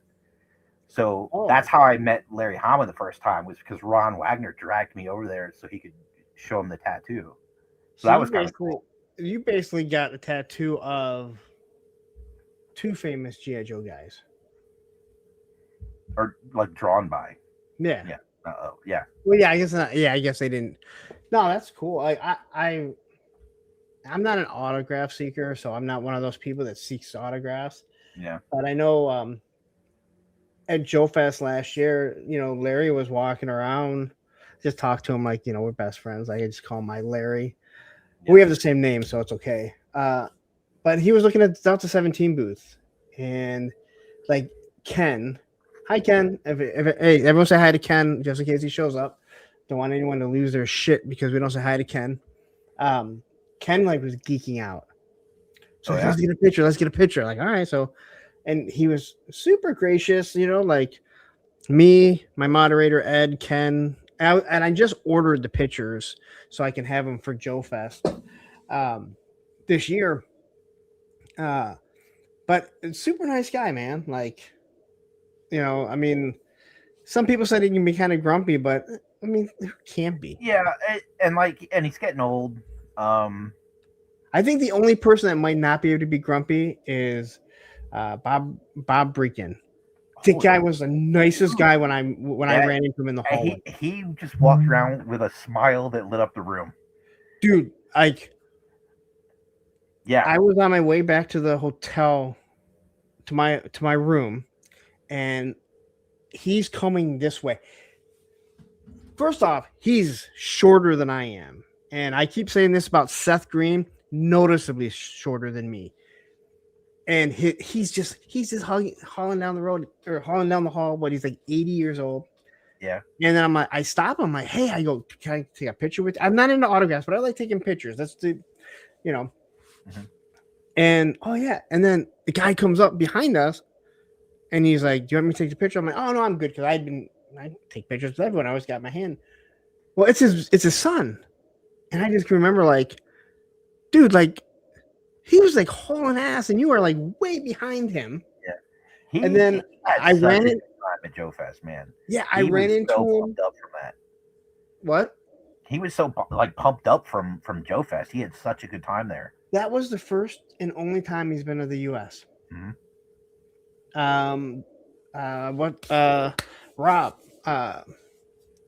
not Rob Ben Conway. That's what he was telling me. He's like, he said this would probably be the only time I ever come to the US. Yeah. Which I was blown away by. I'm like, you would think that he would have come over at some point for what he was doing, but then I saw him a little bit later that day on the floor and I ran into him like, man, I'm running into you everywhere. And he just laughed. And then like Tony's Figs, I don't know if he's still in here. He took a picture of the Skeletron stuff and didn't realize that he was in the background. Bob was in the background and Bob knew it and he totally cheesed the picture, which made it look that much better because it was perfect. Yeah. Like, and Tony didn't realize it when he took the picture. And then, oh, hey, Bob's there. And then sees the picture and he's like, holy shit, like he's right back there. Yeah. So that guy was awesome. Just, you're right. Like he was a ball of energy. Yeah. Yeah. I bet he could be talked into coming back. He had a really good time that on that trip. You know, I mean, it's a pain in the ass. Like that's a long fucking flight, but yeah, and especially as you get older. But also as you get older, here's Tony. He's laughing right now. Like it was such an awesome picture. You know, as you get older, you know, I would just imagine if you're in your 80s, do you really want to be on a plane for, you know, 20 hours or whatever it is? Probably not. But at the same time, I feel like I would be like, you know what? I have less time in front of me than, you know, behind me. So let's enjoy as much as possible. Yeah. You know, I hope I'm like get a seat near the bathroom. You'll be fine. He's a little guy. He only needs like a small little, you know, 20 ouncer. He can. Yeah, right. Get a Gatorade at the freaking at one of the stores at the airport. But anyway, all right. So you go to art school. Do you end up graduating or? I got an associate's. When I started the school, it was advertising design, and they changed the name of the program to visual communications. So I got a associate's in visual communications. What the hell does visual communications mean? It's advertising design. You know, we learned about fonts. We did some photography. We did painting. You know, like we had a couple of classes on airbrushing, a couple of classes on like oil painting. We had lots of sketching, a little bit of kind of Adobe Illustrator was around, but what we learned at the school is Corel Draw, which may still exist, but I don't think anyone serious uses it. All right, so you graduate. Do you go? You said you started working when you're like 13. So are you working all through? Through college? Yeah, I worked at a kitchen at a Bennigan's and an Outback. Bennigan's. Wow, I have not heard that in a while. Yeah, they're gone, I think. I think so because my first job was Ponderosa, and then it became a Bennigan's, and now it's a Secretary of State. Yeah, the classes at the Art Institute were pretty small, and it was just real kind of eclectic group. You know, we had a goth kid, we had a metalhead kid, we had jocks, nerds, old country boys. We had a couple girls that were models. It was like a little bit of everything, and everybody got along like goddamn family. It was amazing. Like we would go to lunch, and like the whole class would go to lunch together, and just be great. It was amazing. No, that's cool. So when you graduate, what do you do? Like, are you collecting? Are you picking anything up, or are you? At that point, I think I was into the early McFarlane like Spawn stuff. Okay, yeah, you talked about McFarlane. That was 94, 95 when it started coming out, right? And would have been before that. Would have been 93, 94. Okay. I have the original Spawn figure right over there, and I also have the Hamburger Head one downstairs. Oh yeah, the only ones that I have. You know, like I love that figure when it came out, but looking at like the head is a different quality thing than everything below it. Like it's got a lot of great detail on it and everything, and then the original, it's just on the original Spawn body, and it's like, yeah. So I think I brought this up maybe the other day. I go, that's one of the most disappointing things about McFarlane Toys. Like when I look at the stuff now this past year, he has been killing it with a lot of the sculpts. But for a while, some of his stuff was awful. And I'm like, this is what made Todd's Toys, is what it was originally called, right? And then became McFarlane Toys. This one made him so popular, not articulation, but his sculpts. And you were looking at some of these sculpts that he was doing, like you've. They did. I mean, they did cool stuff. I remember the first Violator figure was like rubbery and had like wires inside, and you could pose all like over the place. I mean, they had like there wasn't anything else like that I was aware of. The Angela figure was awesome. Mm-hmm. Like there was a lot of good, a lot of really good figures. Like they're dated now. Yes, but like at the time, they were amazing. And I'll stick with. Did you get into Power of the Force? Power of the Force 2. Oh yeah. So yeah, Power of the Force hit, and like I was all in. I was 2 or 3 of everything, and this was before the internet was what it is now. Like I had to drive around. And at this point, I'm in South Florida, so I could hit like 5 Toys R Us's in a morning. I remember 2 of my buddies showing up at my house. We knew that there was new Star Wars figures coming out, and we didn't know when or anything because, like you said, no internet. And they had Han Solo and Chewbacca, and that led to, oh my god! And we went to like every Kmart, every Toys R Us and again, I'm in the Metro Detroit area, so there's a lot. There also used to be a lot of Kmarts back in the day too. Yeah, and like I know those figures kind of suck, right? I mean, like by today's standards. Yeah, we did something a few years ago. At the time, there wasn't anything to judge them against that made them less than.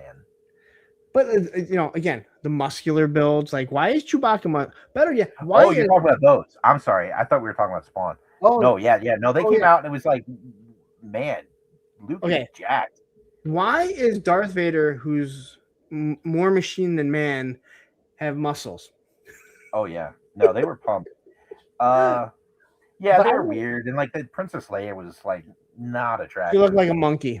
Yeah. And no one take offense. She looked like I was like, I think like a lot of guys, I was just so happy to see Star Wars products. Yes, but I look back at it now because we did a thing a few years ago reviewing old Power of the Force figures, and we said, I'd pick one, because they were cheap, right? So it's like, hey, anyone can pick up one for $5-10. Let's pick a figure. We're gonna review figures. And the funniest thing is, like, I now have this really. I don't buy them, but some people will send me some. Johnny Reno sent me a whole bunch, and every now and then I'll pick one up. I do have a real fond memory of those times of chasing them around, trying to get them. You were hunting for toys. That's kind of how everyone referred to it, right? The hunt. Yes. Yeah, and it was a challenge, and then you finally found your Boba Fett with a half-weight circle on the glove, and like, what? You know about it. The 00 Boba Fett, the 01 Boba Fett, the half circle Boba Fett, the short lightsaber and the long tray, the Luke Skywalker with. I had them all. Yeah. You know how much they're all worth? Nothing. Just like all the comics I bought in '93 because they made so fucking many. I have when I sold the comics a few years ago, I still have some left. And when I asked the guy that works at a comic shop, I said, like kind of a roundabout friend, and I go, would I be better off trying to sell these all together or individual? And he said, how bad do you need the money? I'm like, I don't need the money. I just don't want them. There's no reason for me to have them. He said to sell them individually. Yeah. Best advice, because I ended up having like a gem here and there. I had two 155 G.I. Joes. Oh shit! Wow. One sold for $230, one sold for $240, I think. Wow! And all those last 20 G.I. Joes of the Marvel run, they sold for a lot of money. I got them 7-8 years ago, It was after the Collector Club ended, is when I started to get back into GI Joe, Okay. and so I went about like making sure I had all like I filled all the holes in my comic book collection, and I started buying like the vehicles on eBay, and it was because I had started getting good at building models, and I would love to like paint up some old GI Joe vehicles real nice. And at the time, like there was like it was before Classified, the Collector Club was gone. There was no product, there was no media, there was nothing, and the demand got real low. And I was able to grab a bunch of stuff pretty cheap on eBay, and I'm glad I did when I did. But then, like when it was time to start like customizing and painting them, like I didn't have the heart to do it. I remember I really wanted to do up a Maggot really, really nice, and I had it. I'm like, I can't find it. It's complete. It's perfect. I'm not gonna mess with it. I know, like I've asked Tony, right? He does customs, and I go, do you ever see like a figure that has shot up in price and selling for like $150, and you have him sitting in there, and he's literally torn apart, and he's like, I don't think of it like that. I'm like, I have a heart, and again, I'm not looking to sell my stuff. Like that's not why I buy stuff. But I also don't mind having a figure that's worth $200. I don't mind knowing that Serpentor, not all my stuff's open, but still I have all the boxes. I don't mind knowing that Serpentor is worth like $200. Doesn't bother me. It's nice. But I don't know how you paint stuff. Like you said, especially classic stuff. You're looking at it going, all right, there's so few of these left. I guess it would be like looking at a classic car and be like, so what I decided was I would, go to Joe Fest, buy like a couple of shells, and then I can just like design and 3D print the rest and then do it that way. Haven't done that yet, but I bought a bunch of shells. To do that. So I had a great idea, but I haven't done it. That's just time. All right. So you graduate. What do you do after you graduate? Worked at Outback. Okay, so you're working at Outback. Now, at some point you joined the military, correct? Yeah, I was working at Outback. I think probably a little less than a year. I graduated from Art Institute, couldn't get a job in the industry. So there was like 3 big art schools down in South Florida at the time, and like it was just saturated. Like you had to be pretty amazing to get a job out of school down there once you finished. Yeah. And that just wasn't working out for me. I was working at Outback, and I had kind of reached a point where I just wanted to get out of South Florida. And there was a guy that got hired. It was working with me at Outback, and he had just gotten out of I think the Navy, and was kind of talking it up. And he knew I was looking for like some kind of change, and he was trying to talk me into it. I'm like, like unless they're gonna let me do art or something, I don't think the military is for me. And again, I was still I was a small dude, and I didn't have a lot of confidence. I didn't think I was a guy that could make it in the military. And he's like, yeah, they have that. They're called draftsman's mates. I'm like, well, huh? They're called what? Draftsman's mates. Okay. Draftsmen. So like, they had people that would, draw logos and make signs and do that kind of stuff. And I'm like, well, that's interesting. So I ended up going to a recruiter. They couldn't, like, draftsman was kind of going away. It was a job that, like, the guys that had that job loved that job, and they didn't get out. So there just weren't whole openings for it, really. No reason for them to retire with that military pension, correct? I mean, they get a military job. No reason to get out until they hit retirement. Yeah.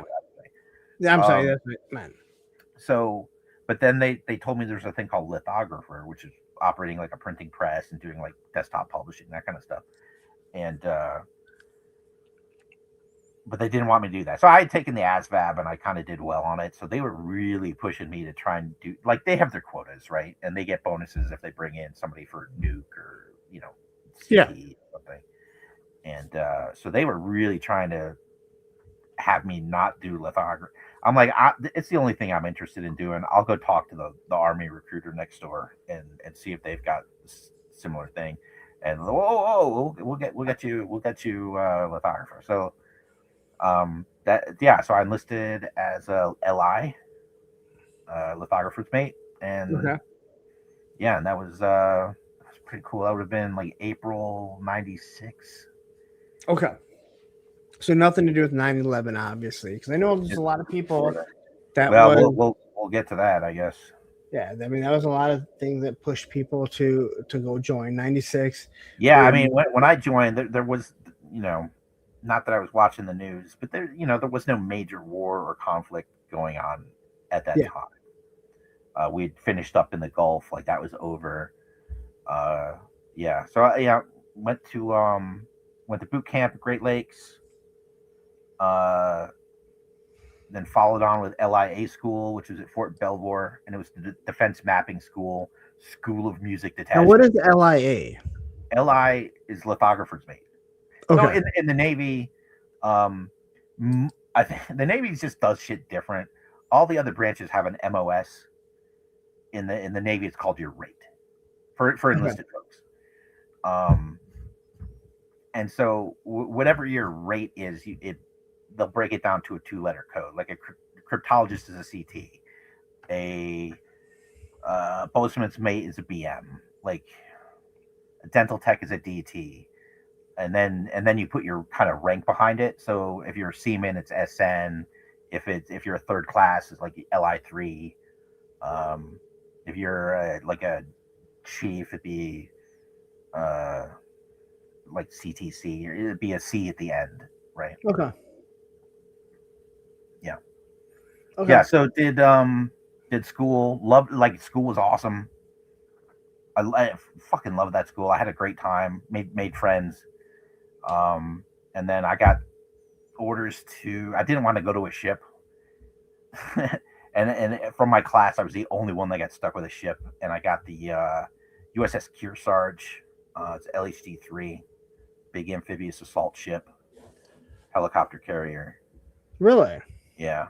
And I was down in the print shop, so we were below the water line. Wait, you joined the Navy, but you're like, I don't want to be on a ship. Yeah, but I mean, that didn't seem unreasonable. Well, not out of the gate. All right. In the rate that I took, most of the folks did not go to ships. They went and worked at command ashore type of shit. Okay. Like I was the only one that got a ship out of my class. Everyone else went to shore. All right. So you end up on a ship. Now, how long were you serving on a ship? Because I work with the guy that is the shipping receiving, and he was retired Navy, and those things, from my understanding, wreck your knees, your back.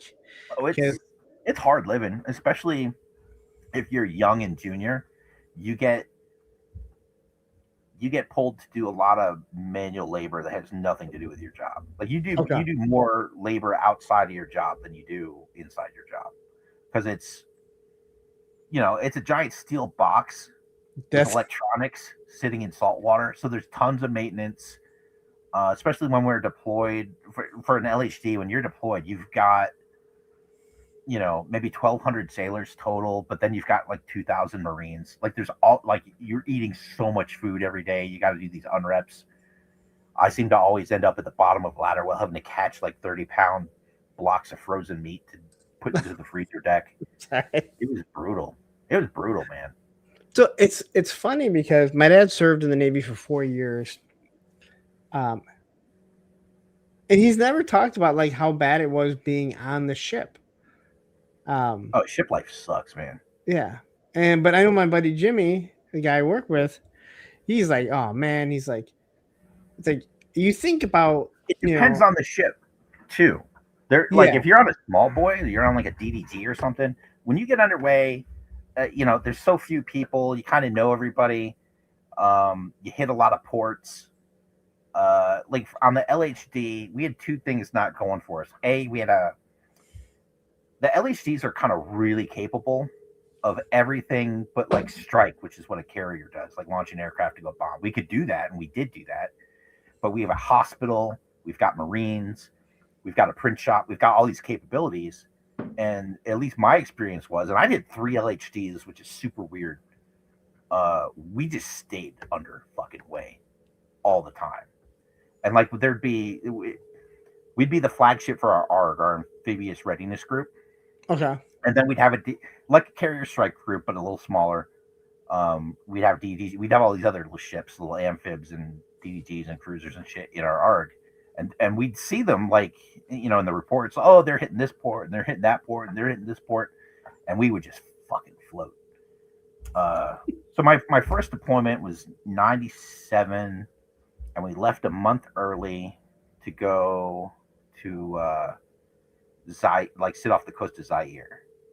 So this is 97. There was a military coup, big civil war, and they, Zaire became People's Republic of Congo. Like while I was sitting off the coast, and it's mostly inland, but there's like this little finger of land that sticks out and touches the coast. But we were there in case we had to do any kind of humanitarian operations or evacuate the embassy, that kind of shit. And we ended up leaving station early to go up to Northern Africa to do exactly that for Sierra Leone. Okay. In 97. So, and that was rough, man. Like that was some brutal shit that was going on there. And we just kept bringing in refugees. We evacuated the embassy, got all those folks on. But the refugees we would take, because they were just killing the shit out of the civilians. We had like cutting hands off of kids and stuff. And so we would get people on, and we would take them up the coast and drop them off in a different country. But we treated them so well, they would sneak back into the country to get back on the ship. Because we gave them, like, because they come, it's not like they come on and you just let them wander around. Yeah. They had to go through medical. They got their shots. They went to dental. They got their teeth fixed. We fed them 3 meals a day. We had ice cream. So, I'm sorry. Right? Like, and then you're dropping them off, and they have absolutely nothing. And then we drop them off, and well, I mean, I think by the time they were getting off the ship, they were so in love with it. Yeah. That I don't know that it mattered what conditions we dropped them off to. They wanted to get back on the ship. Man. Yeah. And here you didn't want to be on the ship. Yeah, but it wasn't my wish, but yeah, I know. Clearly, it wasn't a deal breaker either. Like, no, and like I said, the guy I worked with, he talked about it. He said the years on the ship. He goes, you think about a ship rocking, and it's gonna be rough. What you don't think about is, like, everything is metal. Oh yeah. Like there's no give. There's vents, and then like when I was a lithographer on the 5th deck, we were right above the auxiliary MMR, like it's just a giant engine room, just all day. We had a TV in the space, and if you turned it up all the way, and then you walked up and put your ear on the speaker, you could hear it. But otherwise, just drowned out by all the noise. Dude, the best thing in life is when you're on a ship and like they lose power for a couple minutes, and they go dead in the water, and it gets quiet, and it's so good. Like that first time it's quiet after being underway for any amount of time, it's just awesome. See, these are things like that someone who hasn't served, never been on a ship, you don't think about. Yeah. Like, you don't think about how loud it is. I mean, I couldn't imagine being at sea. Food sucks. Being at sea. There's weird politics and shit. Like there's this thing that happens on every ship I was on. Like you'll have to walk through the mess decks to get somewhere, do something, and you'll see the cooks like a few minutes before lunch, they'll be over to the table and they're all eating like chicken wings and French fries and shit. And you're like, fuck yeah, chicken wings today. And then you get in, half an hour later, you're in line, you get through and you get your food, and it's like chicken yakisoba for the 5th fucking time, which is just like leftover beef strips with leftover spaghetti noodles. So do you think the cooks do that on purpose? Not, I don't think they do it to fuck with people, but they do Okay. it because they can get away with it. They can do it. Okay. All right. I thought you were saying like they may fuck with you, where they're like, we're gonna No, trick these that guys would into thinking they're getting something that'd good. be real fucking dangerous, especially like when so like the Marines aren't on board until we deploy. Okay. There's ship's company, and then like again we were like the flagship for the ARG, so we'll do workups, we'll do little things, you know, when you live on the ship. But then when it's time to deploy, you get an air wing on board, you get a medical wing on board, you get a bunch of different Marines on board. So like you triple the size of the crew when Okay. it's time to deploy. But like I love the Marines, man. But like you don't go fucking with Marines food, man. And that's a bad idea, dude. Yeah, I heard there's certain things that you don't do with the Marines. Like you don't ever mess with their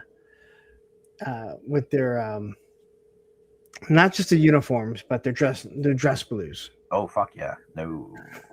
They're like they become 3 times as strong. Yeah. Which, you know what? It's good to see that people have pride in something.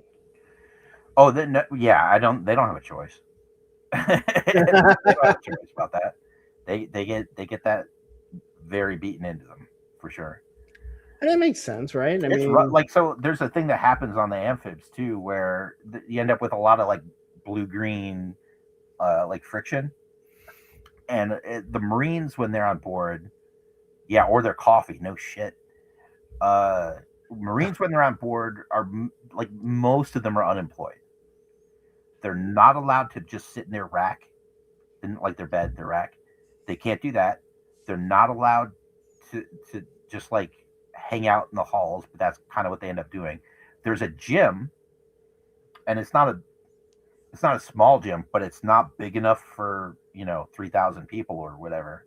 So like they're just in the gym, every like it's my turn to do a rep. I'll wait 3 minutes for the 5 guys in front of me to finish.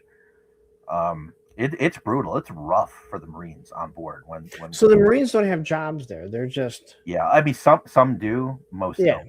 But for the most part, they're waiting to be deployed. Yeah, where you so it's take rough. them. So it's tough on them. And then and they just start doing pull-ups on everything. So they're just breaking our shit, and we got to fix it. So it's a rough time. It's tough. I did not learn to appreciate the Marines until a little bit later in my career. Okay. That's interesting. I've never heard anyone say that. And maybe because it's just not one of those things where like you don't hear Marines talk about like, oh yeah, we were stuck on this ship for a month and we didn't have anything to do. And I guess when you think about a ship, you think like you're always working, but you can't work 24/7. No, the ship is 24/7, right? Well, yeah. But not everyone is working 20, right? Yeah, so you have to have your downtime, but it's kind of like it's not like there's McDonald's and Burger King on there, and not like you can go get a Subway. And like if you're on a ship that's got aircraft, there's this like the pilots want their hours, and the maintenance guys got to do their maintenance.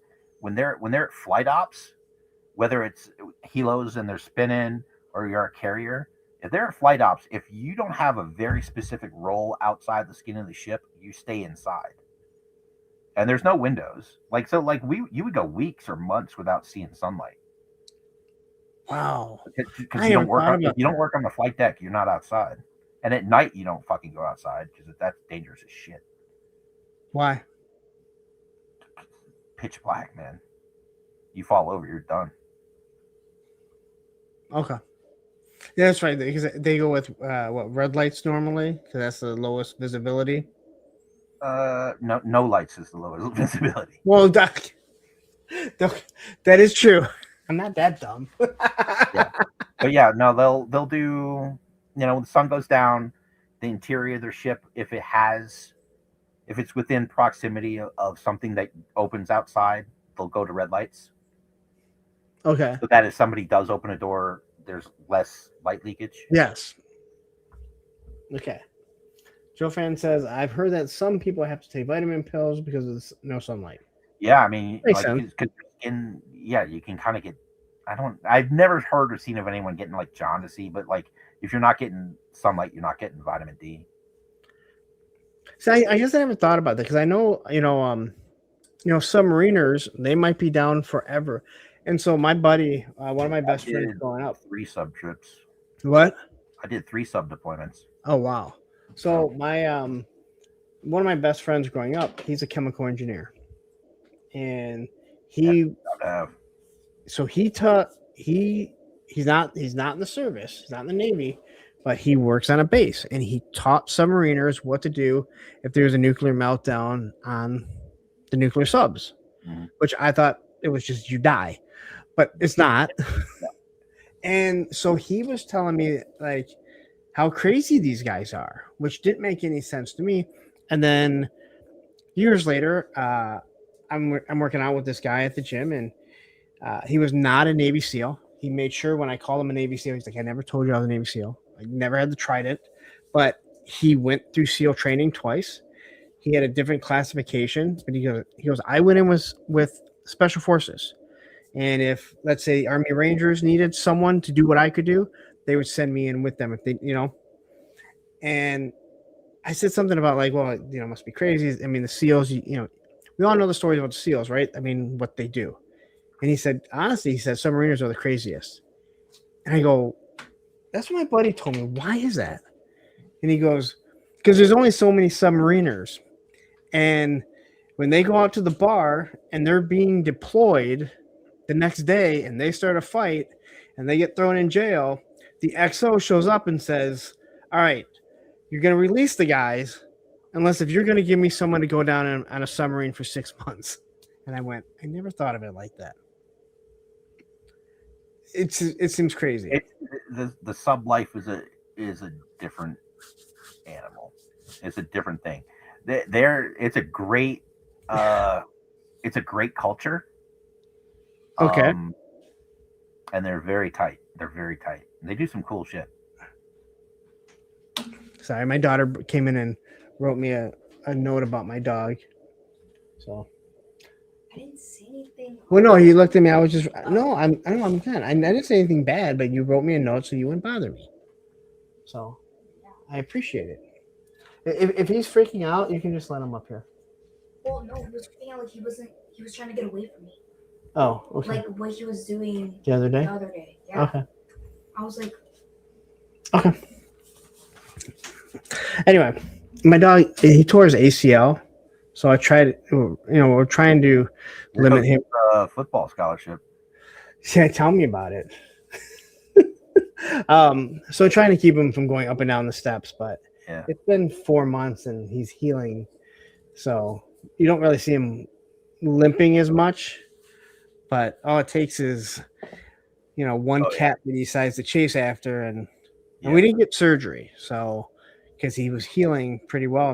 And the vet was like, here's the problem. If I do the surgery and it seems like you guys have a hard time keeping him not from moving around crazy, he might just tear it right out. And then you just spend a lot of money for nothing. It's like, brutal. Well, if it's healing, then good, and he's almost 10. So, he's like, he's never going to be 100% again, surgery or not. Like, all right, well, if he's healing, let's just keep it that way. So, but I drained my house. So she came in because he was freaking out downstairs. And like 2 days ago, I drained my hot water tank, which I'd never done before, which is just fascinating how much sediment builds up. And I turned the water and it made that hissing noise. And she said he freaked out, but it was like freaking, like wouldn't even go by her. And like, other than me, that's his favorite person. Like he always goes and she's like, it was only when I was standing up. If I sat down, he'd come over to me. But as soon as I stood up, he like freaked out, like I did something to him. I'm like, all right. She came in to tell me he was kind of doing the same thing again. So anyway, she knows like when I'm doing a show like this, she doesn't interrupt me. If it's on my Monday show, she doesn't care. Okay. She just come right on in and barge in. But she's like, she knows when I'm on with other people, she tries to have respect. She wasn't always like that. Yeah. Early on, when my kids were younger, if they knew I was doing like a YouTube thing, they would try and find excuses to kind of like their little head would like poke in from the side. It was cute. Yes, and that's what she does. Now they don't want anyone come anywhere near me. Yeah, so that's what she would do on Mondays. Yeah. It still does. Like this is this is her voice that I got her to do for like when I get a channel member. Welcome to the creamery. That's pretty it. good. And then this That's is legit. yeah, and then this is for when it's someone who's been a member for 12 months. Fucking Phil Collins. Because we used to listen to Disney music all the time, and I'm like, oh my God, Phil Collins has done so many. And she's very respectful, not to swear in front of me or not as much. Mm-hmm. And I'm like, this is when you can swear. Fucking Phil Collins. So anytime like we're driving and Genesis comes on or whatever, and I'm like, I'll turn the music up and she'll be like, oh, then she'll realize. And like last year, someone sent me, it was like his 75th birthday, 80th birthday, I forget what it was. And I sent her a picture. I hadn't thought about how old Phil Collins might be. That hasn't popped into my brain. So I sent her a picture that he's like 80 years old, I think, right? And she responds to me because it's like on Instagram. She responds and goes, that's what he looks like? It never dawned on me. She has no idea what he looks like. Yeah. She just knows like we would hear the Brother Bear song or whatever I saw. And it became a running joke on here because I had who did I have? Gaz on. And somehow Phil Collins came up. And the whole story of Phil Collins came up, and now it became lore. And then I was like, I hope one day Phil Collins representative messaged me and was like, what the hell is wrong? Like, why is this fucking Phil Collins all the time? Why are you doing? If you could get him on for a Thursday, that'd be pretty impressive. I would bump him for anyone almost. Right. Other than when I had Patrick Stewart on, I told him, I said, if Sir Patrick Stewart messages me and says, I can come on today and it's the same day that you're on, I will bump you. And he's like, I don't blame you. I would too. Yeah. I like Pat, man. Pat is great, dude. He's a good dude. He is one of the nicest people and much taller than I thought he was. Oh, yeah. Yeah, he's a tall. I think that's one of the craziest things, seeing people. Like, you get to see what they look like. People don't realize how short I really am till they're around me. They know I am because I talk about it.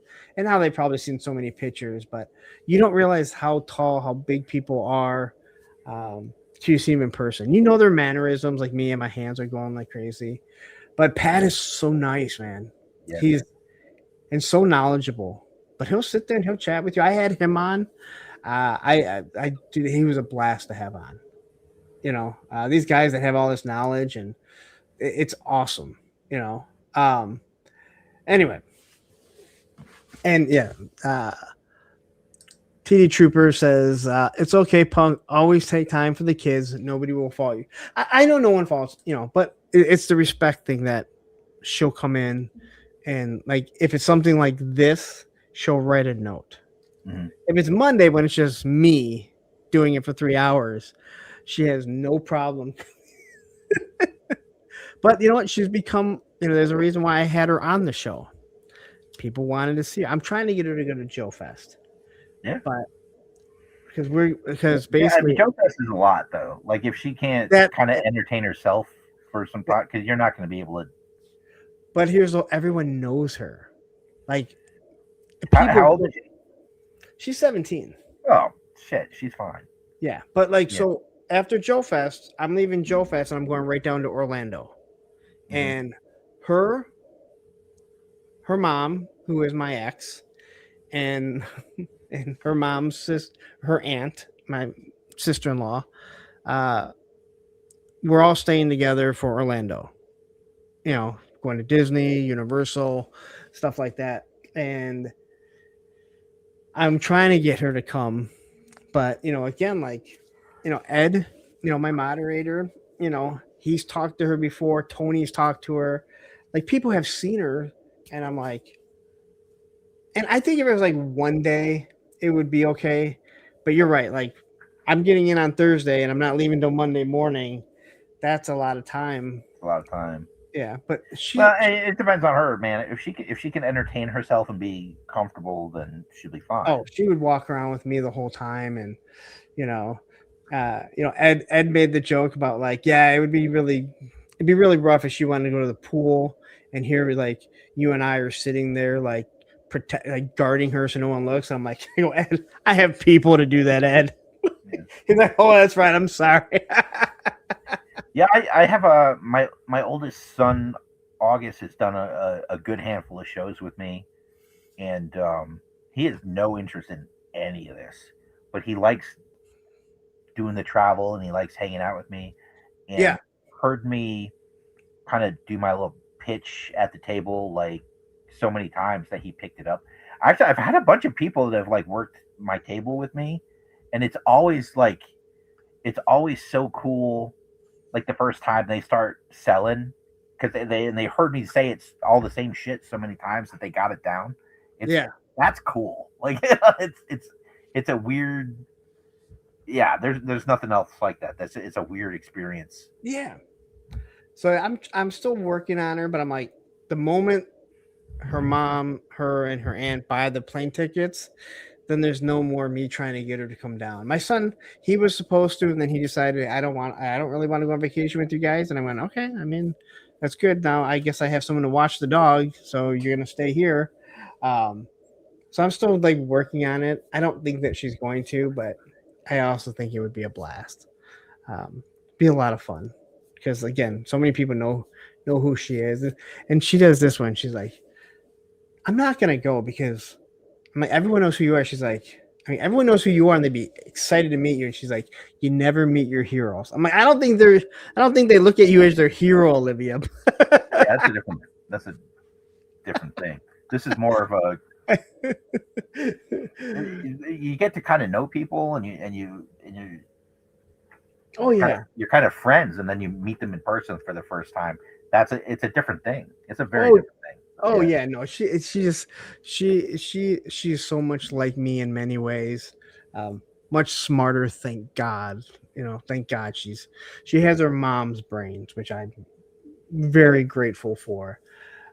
She just wants to go to University of Michigan to be a lawyer, and she's the person who she's the one who signed up for all the advanced classes. Like she took the initiative. It wasn't like you're smart, you need to go on them. She did this. I want to do. I just wanted to get passing grades in high school. Right. And I did it. I just wanted my parents to not see my bad grades. I never failed a class. That's what I can say. It didn't really matter. I failed out of Spanish too. But then I ended up living in Miami and working in restaurant kitchens and picked up Spanish that way.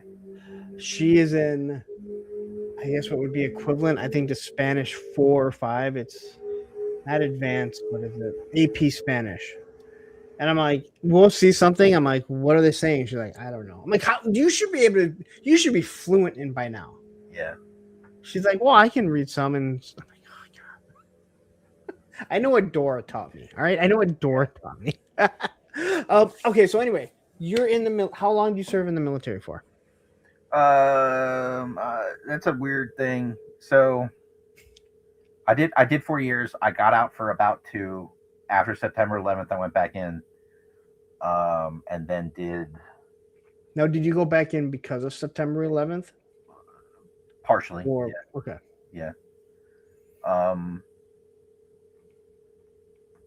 What did I do? I did 20. Yeah, I did like 20 and change. So there's this weird thing. So like, if you do 4 years and you get out, you're kind of obligated to a thing called the inactive reserves. And that counts towards your time in service. Okay. Or it did, and they sort of changed it. So like I did at least 20. I did 24 to 26 years, depending on how you want to count it. Oh wow! I did not realize you were in for that long. Yeah, man, I was very much institutionalized. Yeah. So during this whole time, I mean, are you collecting anything? Or I did this, like, I was still doing Star Wars. Okay. For a long time, and eventually it was like too much, and I was gone. So the first 4 years I was kind of collecting that whole time. Phantom Menace came out that time. I saw Phantom Menace in Spain. Okay. Because my ship was deployed. We I don't hate Phantom Menace. I just want to say it. I think it's actually a better movie than people give it credit for. Yeah. And It's pod a- racing, pod racing's awesome. It's I don't care all what anyone right. Like the duel, like when the fight between Duel Darth of Maul Fates. and Obi-Wan and Qui-Gon, holy shit. Still the best. That's the best lightsaber scene. It is. And God bless Ray Park. Yeah, he needs it right now. What's up with him? Oh, if you follow him on Instagram, I haven't seen him lately. He's Oh, wow. Okay. oh yeah, like it was. Dude, I don't even know how to explain it. I happen to have him, and it was a series of like, what the. Okay. This alcohol will do a lot to you, drugs. Oh, We're just. It was messed up. Like it was like this a week journey. Like things got posted that, let's just say, Instagram wouldn't allow, but it was up there for a while. It was messed up, man. Red Nom jumping in saying Mark II was super nice at DFW. Actually, Red I Nom, try to be, man. I'm a fan of the golden you rule. are super nice. Like, You treat other people the way you want to be treated. you are extremely nice. I mean, Okay. I may have talked about it before. Let's calm down. You really are, like, honest to God, like you're one of the nicer people. Thank you. And I don't think, and again, I don't think we meet a lot of. I don't think we meet a lot of assholes. I think the majority of the assholes that you see online, they don't go to shows. They're not really. They're not really in the hobby. I've never had anything but a great time meeting people at shows. And credit to Ed that puts on Joe Fest. Like, Yes, I went to Joe Fest in 2021 for the first time because he reached out to me and said, "You should really come do this show. I'll get you a table," you know. And like he talked to me into it, and like there was no looking back. Like that was huge for me. yeah, Ed's awesome. I'm having him on in a couple. Are you really? Yeah, I've had him on a few times. I don't see him, really. I don't think I've ever seen him on a podcast, and he should do them. I've had him before Joe Fest 24 when I went. I had him on Thursday with a friend. Okay. And then I know I had him on leading up to Joe Fest 25. And this year I'm kind of changing up Thursday with a friend for the 2 months leading into Joe Fest, doing groups of people that are going to be at Joe Fest to talk about it. That's cool. So I'm having Ed, my moderator, Ed, and then Ed Schumacher. He's going to be joining me. So I'll have to call or message him and remind him. He's so nice. Like, honest, like I'll get like, Merry Christmas. He'll text me out of nowhere, like super nice guy. Joe Fest is such a monster of a thing. Yes. That, I mean, like for me, and I'm not running that show. Like it's a whirlwind, and I can't remember everyone I talked to and everything. Like for him, like forget about it. Like it's such a fucking whirlwind for him. So if you met Ed and you were like, he's kind of, if you met him at Joe Fest, that doesn't count because. And he talked about that when he was on the show. He's like, if you see me, say hi, but I'm probably not going to be, remember, or I'm going to be running around. Now, I know at the bar, one night, like I was just sitting there and all of a sudden I get a towel thrown at me and I look around and he's like sitting down with some guys and he's got this giggling look on his face. Like he just chucked the towel at me and he's like giggling about it like a little schoolgirl. And that's when you see like the actual character of him. What you see at Joe Fest, you're right. This is a frantic guy who just wants this show. And he said it before. He goes, "I will enjoy it when it's done." Yeah. Like when that Sunday, when I know everything has come off without a hitch, then I can kind of relax and enjoy some of it. But, again, like you're trying to put everything together. There's so many people, so many moving parts. Yeah, and people that want stuff, people that need stuff, and that hotel is a pain in the ass, I suspect. Uh, I would yeah, assume so. yeah. But I don't want them to ever move because that hotel lets us hang out till Uh, 3, 4 o'clock yeah. in the Like morning. the only, I went to shit. I went to a show in North Carolina late last year. What the hell show was it? I'll think of it. But like the, it's like the rooms are rings and each floor is a ring and the Okay. whole center is empty. And they do like just room, it's just room swaps, and people are throwing like banners over the railings in Oh front of their wow. room, doing cutouts outside of their room, and doors are just open and you can just walk and go up a level and walk around and go up a level, and from the top you can look down and see everybody. um I It's going to drive me nuts that I can't think of it. It'll come to me. That was interesting, but it's still not the scale of Joe Fest. Yeah. But yeah, It, you're right. Like they let us, like we take that fucking hotel over during dude, Joe Fest. every single night, the 2 years that I've gone, 24 and 25, and I don't see this year being any different. There were plenty of times that I was the last person, myself and a few other people, the last people to leave. And Like go to bed at night. What are you talking about? like down in the lobby. Okay. Like there was in 24 there was one where myself, Emerald Knight, and highly articulated. It was like 3:30 in the morning when we finally got up and walked, and Yeah. everyone else was gone. Yeah. This year there was we left at like 3 and there were still people like in the lobby, and they didn't, again, they didn't care, and Yeah. that's great because no one was causing any problems.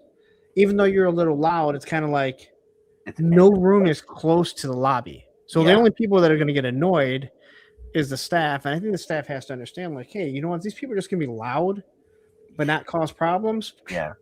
Who cares? I Yeah. got to stay up anyway. As long as they can go to sleep. Yeah. So, all right. So you're in the military for 24, 26 years. You said, like, whatever. You're collecting a little bit. Now, Yeah. you It stopped. obviously. Like the first 4 years, I was collecting that whole time. When I went back in, um, I had gotten married and had a kid. On like when I first went back in, I had a kid on the way, and by the time I got to actually, like real shortly after I got to my first ship after getting back in, um, we had my daughter, Okay. my old, Now, and I was done. I was done with everything. okay. So now, is that your first or second marriage? You said you were. But yes, no, first marriage, Yeah. Okay, so you have how many kids with your first wife, One, and then you have one with your second, or three you have three. boys with my current wife. You're a glutton for punishment. Oh, Then you have 4 kids. Yeah. Now, does she have any other kids, No. or that's a lot? Yeah, both wives were so like me, and then they were done.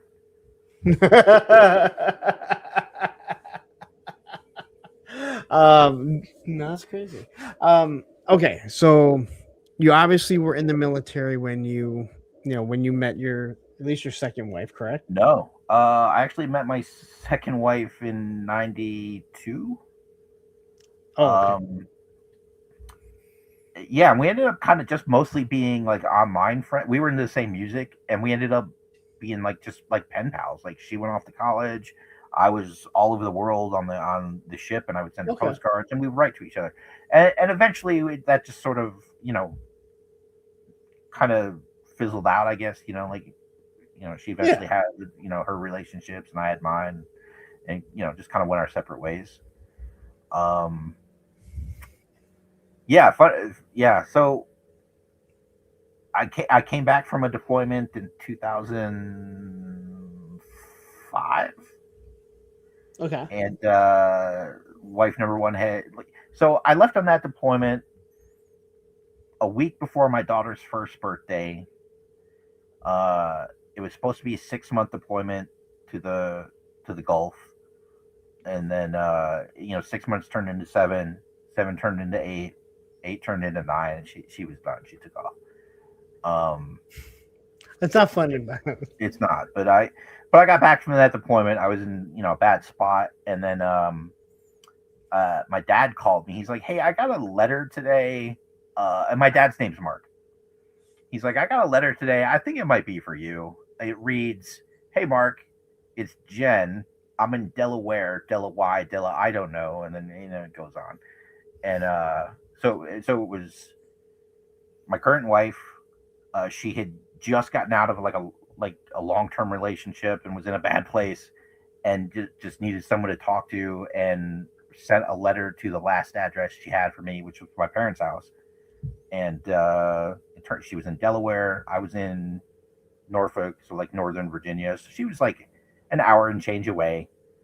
And she ended up coming to visit, and the rest, as they say, is history, I guess. yeah. Yeah. No, that's awesome. Like that is it's so cool to hear that, because like that's a movie, right? That's a movie. Well, it's my movie then, so don't go stealing it. Like, But don't worry, listen, if I did a movie, it would be nothing about meeting someone.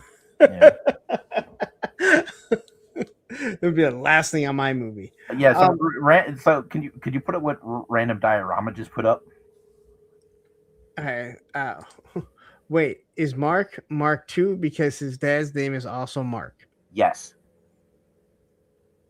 Are you serious? Did you go Mark 2? I'm dead serious. That's where that came from. Oh wow. Yeah. I should have asked. I did not bother to ask. I usually ask where people's where their name comes from, but it was Mark 2 Designs. I assumed it meant Mark 2 Designs, but it's Mark 2 Designs. Yeah. Oh, damn it. One time I should have asked.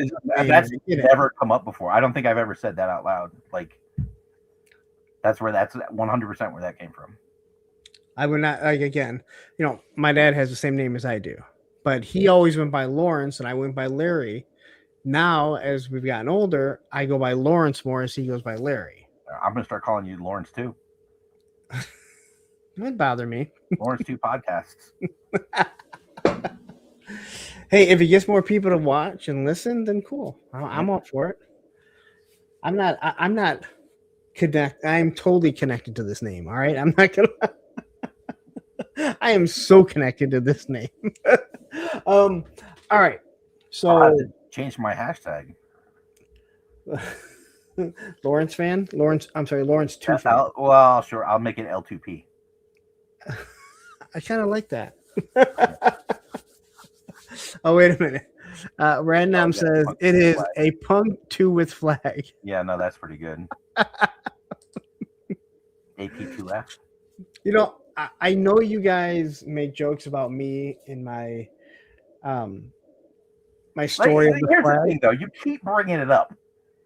Like right now, you're bringing it up again. Yes. Have you done a podcast where you haven't mentioned that you had a flag? Hell no. Yeah, okay, I didn't think so.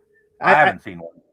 I haven't yet told you how I was also at WrestleMania 3 with 93,173 people when I get to see Hulk Hogan pick up the big mean ugly giant and slam him. I have heard you say that before, though. Those are my two claim to fames. That I have the flag and I was at WrestleMania 3. My life is super lame.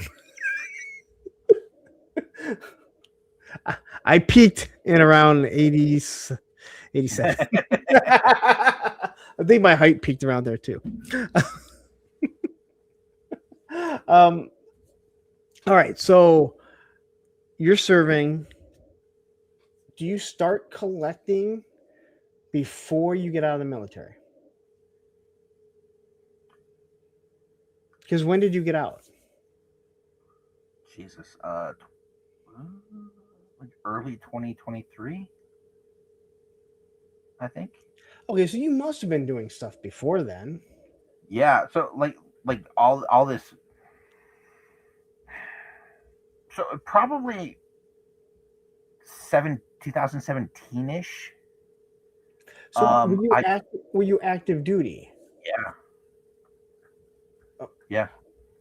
So you must have been were you active duty when you started going on like toy habits and stuff?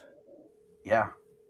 Oh wow, I had no idea. If you saw an if you saw me in a podcast or in a video or something, and I did not have a beard, I was active duty. So like like Joe Fest 2021, the first time I went to a show and I had a table and I was selling shit, I was active duty then. Okay. Yeah, I mean, that must have been over. Yeah, if you saw me and I didn't have a beard, I was active duty. All right. Well, okay. So you're active duty. So at some point, you start collecting again. Obviously, while you're active duty. So Yeah, and like no kidding, it was like 2017, and I was just having fun building models, and I was like modifying Nerf guns and doing all kinds of shit, and it just got in my head. I wonder if I can get some like GI Joe vehicles cheap on eBay, and I did, and so I kind of started getting myself back into GI Joe from that, and then Classified came, and then it was just fucking game on again.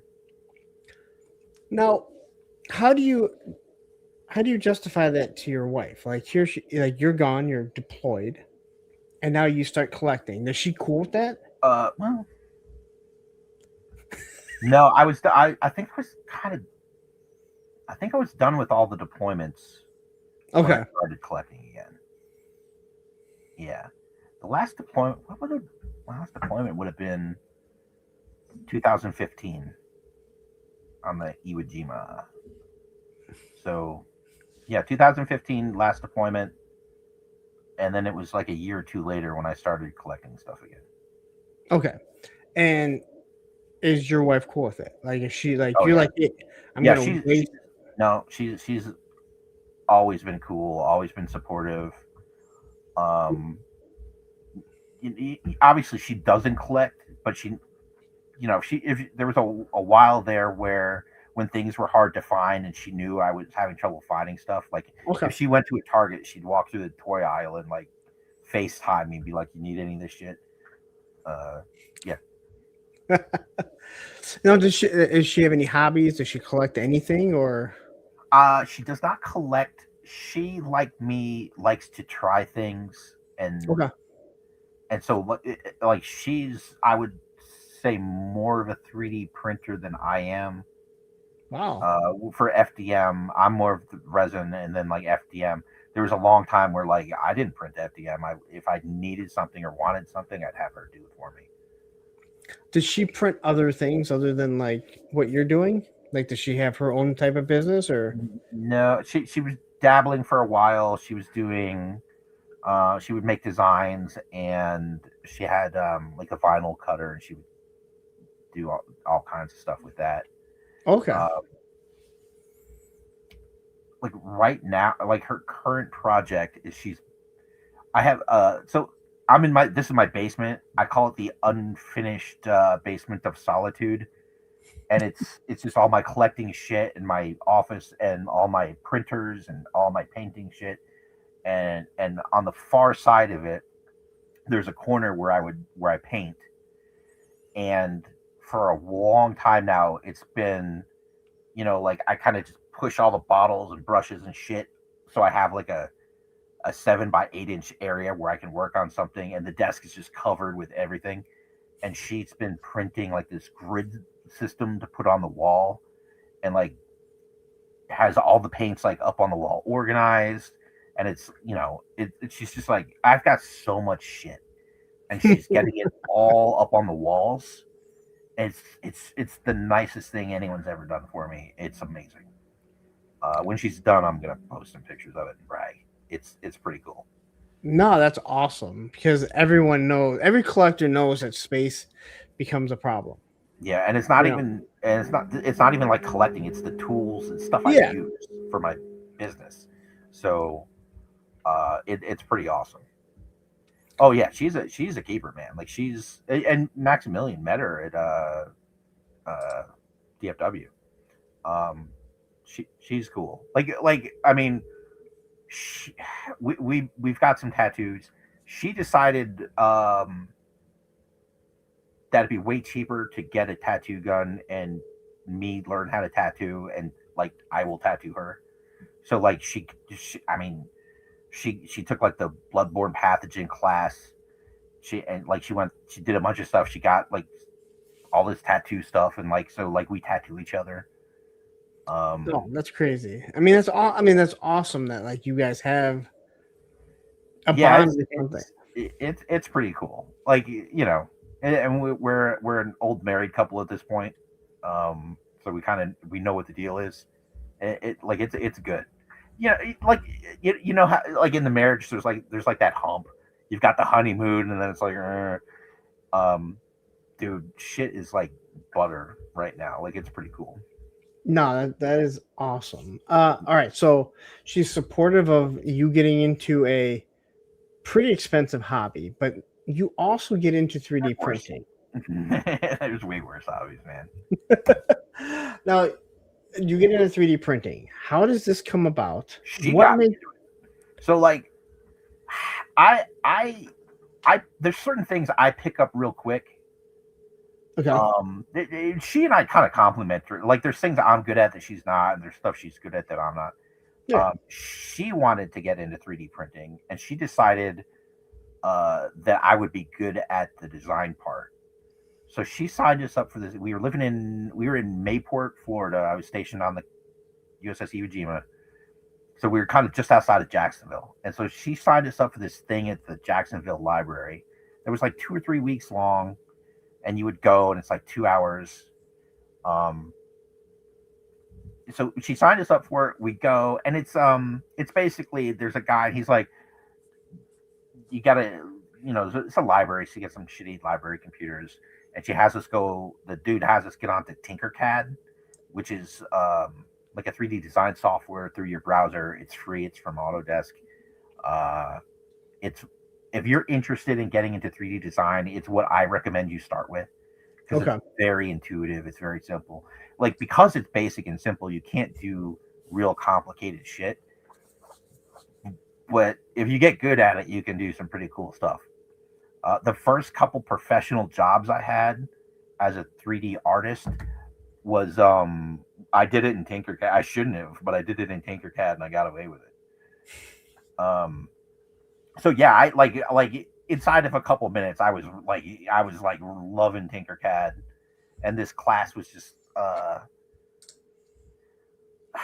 like over the course of the 3 nights, you make something, and then they'll print it for you at the end, and that's what it was. But like I was off and running. Like, that was it. Like, she had an inclination that I would be good at it, enjoy it, and she was right. So like 100% me 3D print all this stuff I'm doing is because she made me go to the library with her. All right, so not only are you're now starting to design and print your own stuff, but you're still collecting, right? You're not, because they're like Radnom here, like he does 3D printing. He doesn't collect. He just creates stuff. Who's this? I keep calling him Radnom. His name is. So it's an interesting thing. So like I like to dabble in the lines that I'm working on, and I definitely like to kind of get the stuff that I made, because I like to feed my ego like that. I collect classified, and I dabble in a couple other things a little bit, and then, like I'll go to a Ross and buy like a Skeletor for $4. Like, I'll do that shit. But that's about the extent of it. The creating part, that I'm creating it and kind of making it, satiates a lot of stuff.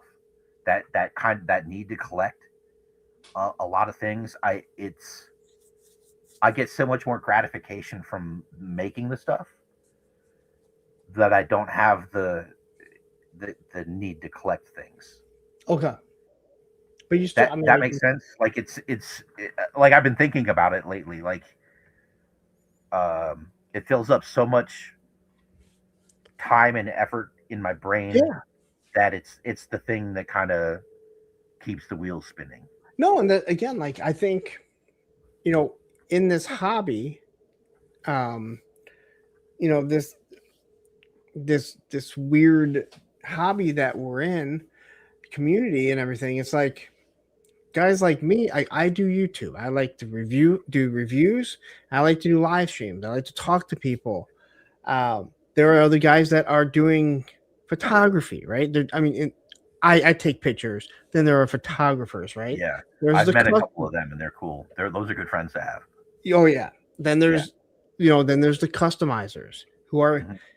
not just kit bashing, but they're painting stuff. They're sculpting different things and making different weapons. Then there's the designers like you, right? So so there's an interesting thing, and I realized it at Joe Fest last year. It kind of late in the evening. God, who was it? It was like Chris Scott, me, Don Caney, Mark Pennington, and a couple other folks, and we were kind of sitting over here, and then kind of at the top of the stairs, they've got all those sofas and stuff, and there are a bunch of guys over there. Yeah. And I think it was Don said to me, it's like I never feel like I fit in with those guys over there, and I'm not sure why. And I'm like, well, those are all collector guys, and we're creator guys. And it's just like and not that one's better than the other or anything, but our brains do different things. We're just wired different. All right. So I'm so glad you brought that up because last year it was my second year there, and it was weird because I was upstairs where you said the collector guys are, right? And I'm talking to Firefly. That's his code name or his YouTube name or screen name, whatever. And Pat, right? And when we were talking, he was really trying to get me to go to Assembly Required. I'm like, well, if I have the money. You're talking about Pat?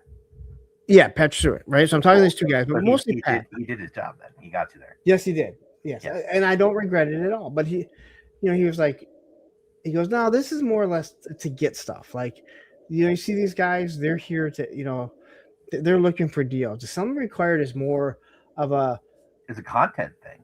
Where your friends are at. Like, these are guys. And I'm like, I see it completely different because we went to Joe Fest because there was so many people that we met through YouTube that are going there. And then obviously that was 24, 25, it was even more. But I noticed, like, I'm like, it was after that talk and I was downstairs. I was like, the majority of the people downstairs that are by the bar, they're more of the, I don't want to say new generation because so many of us have been in G.I. Joe for so long, but we're the YouTube generation. We're the guys creating content, like digital content, like YouTube or, videos, different things like that. Upstairs, you have those collectors that are still buying the vintage stuff. They might be into classified, but not as much. And they're there to obviously see friends that they have, they see once a year, but they're trying to find as many deals as possible. We're like, I don't care. Like, I'm there to, if I don't buy one thing, and believe me, I'm going to buy things. There's stuff that's not showing up down on the floor because it's like a high ticket items that a lot of people don't even know actually exist. A lot of like pre-production shit, and they work their deals at Joe Fest because they'll bring their, this thing that's maybe a like a holy grail for someone, right? And they'll do these other little deals and stuff. No, so like it's interesting to hear you say that. Like, as we were sitting there, we're all these creators, like not content creators, but we're creating stuff. And those guys, they're there to swap things, find stuff. But if you go downstairs, you'll start noticing and be like, oh, wait a minute, this is the guys that are doing all the podcasts. Yeah. So it's weird because like that was when I realized like this is one reason why I think Joe Fest is so special. It means so many things to different people. Like for me, it is a chance to go there and see Tony once a year, Ed once a year. Well, maybe more than once a year because I'm going to see him this weekend. But you know what I mean? Like these guys, there are guys that are coming from across the pond that this is their one vacation and they're super excited, right? And I love it, man. Like, it's great. And right, you filter out and you kind of end up with guys that have the same brain as you. Yes. Yeah, I think I want to go upstairs and sit next to the collectors and learn some shit. Okay, I want to say they'll talk to your fucking ear off about it. Okay. Like, everybody's cool. Everybody's cool. So you just said something, and I love how you said you end rather than be like, hey, you end up around your cliques, you said like you end up around people that have the same brain issue, and I like that term because when you say clique, people think, oh God, here we are with these little cliques again, right? Yeah, and that's not what it is. No, because there's no, like the collectors aren't wearing leather jackets, and then the podcasters they're all wearing like high tops from the 80s or something. Like that would be cool. They turn their hats to the left. We turn them. There's none of that shit. That's not what it is. Could we get like a Warriors type theme for Joe Fest? I'm working on something, but I'm not ready to. Ooh. Yeah. People are different. I have a brain that compels me to do what I'm doing. Yeah. And there's other people that have that too, and then there's other people that need to do what they have to do. And it's just sometimes it's really nice because a lot of us for a long time did whatever we do in a vacuum. So when you have an opportunity to like talk shop about whatever it is in your very specific weird little niche thing, like that's what you end up having those conversations till 5 a.m. Yeah, again, that's why I love this. Like, I'm gonna have different people on, and I don't care what anyone says, man. Like, you see all these toy tubers that are doing shows; they always have the same people on. It's always like I wanted to talk to people that have supported me, and that's what the show is about. They supported me, but I want to talk to someone who's different and get their whole story.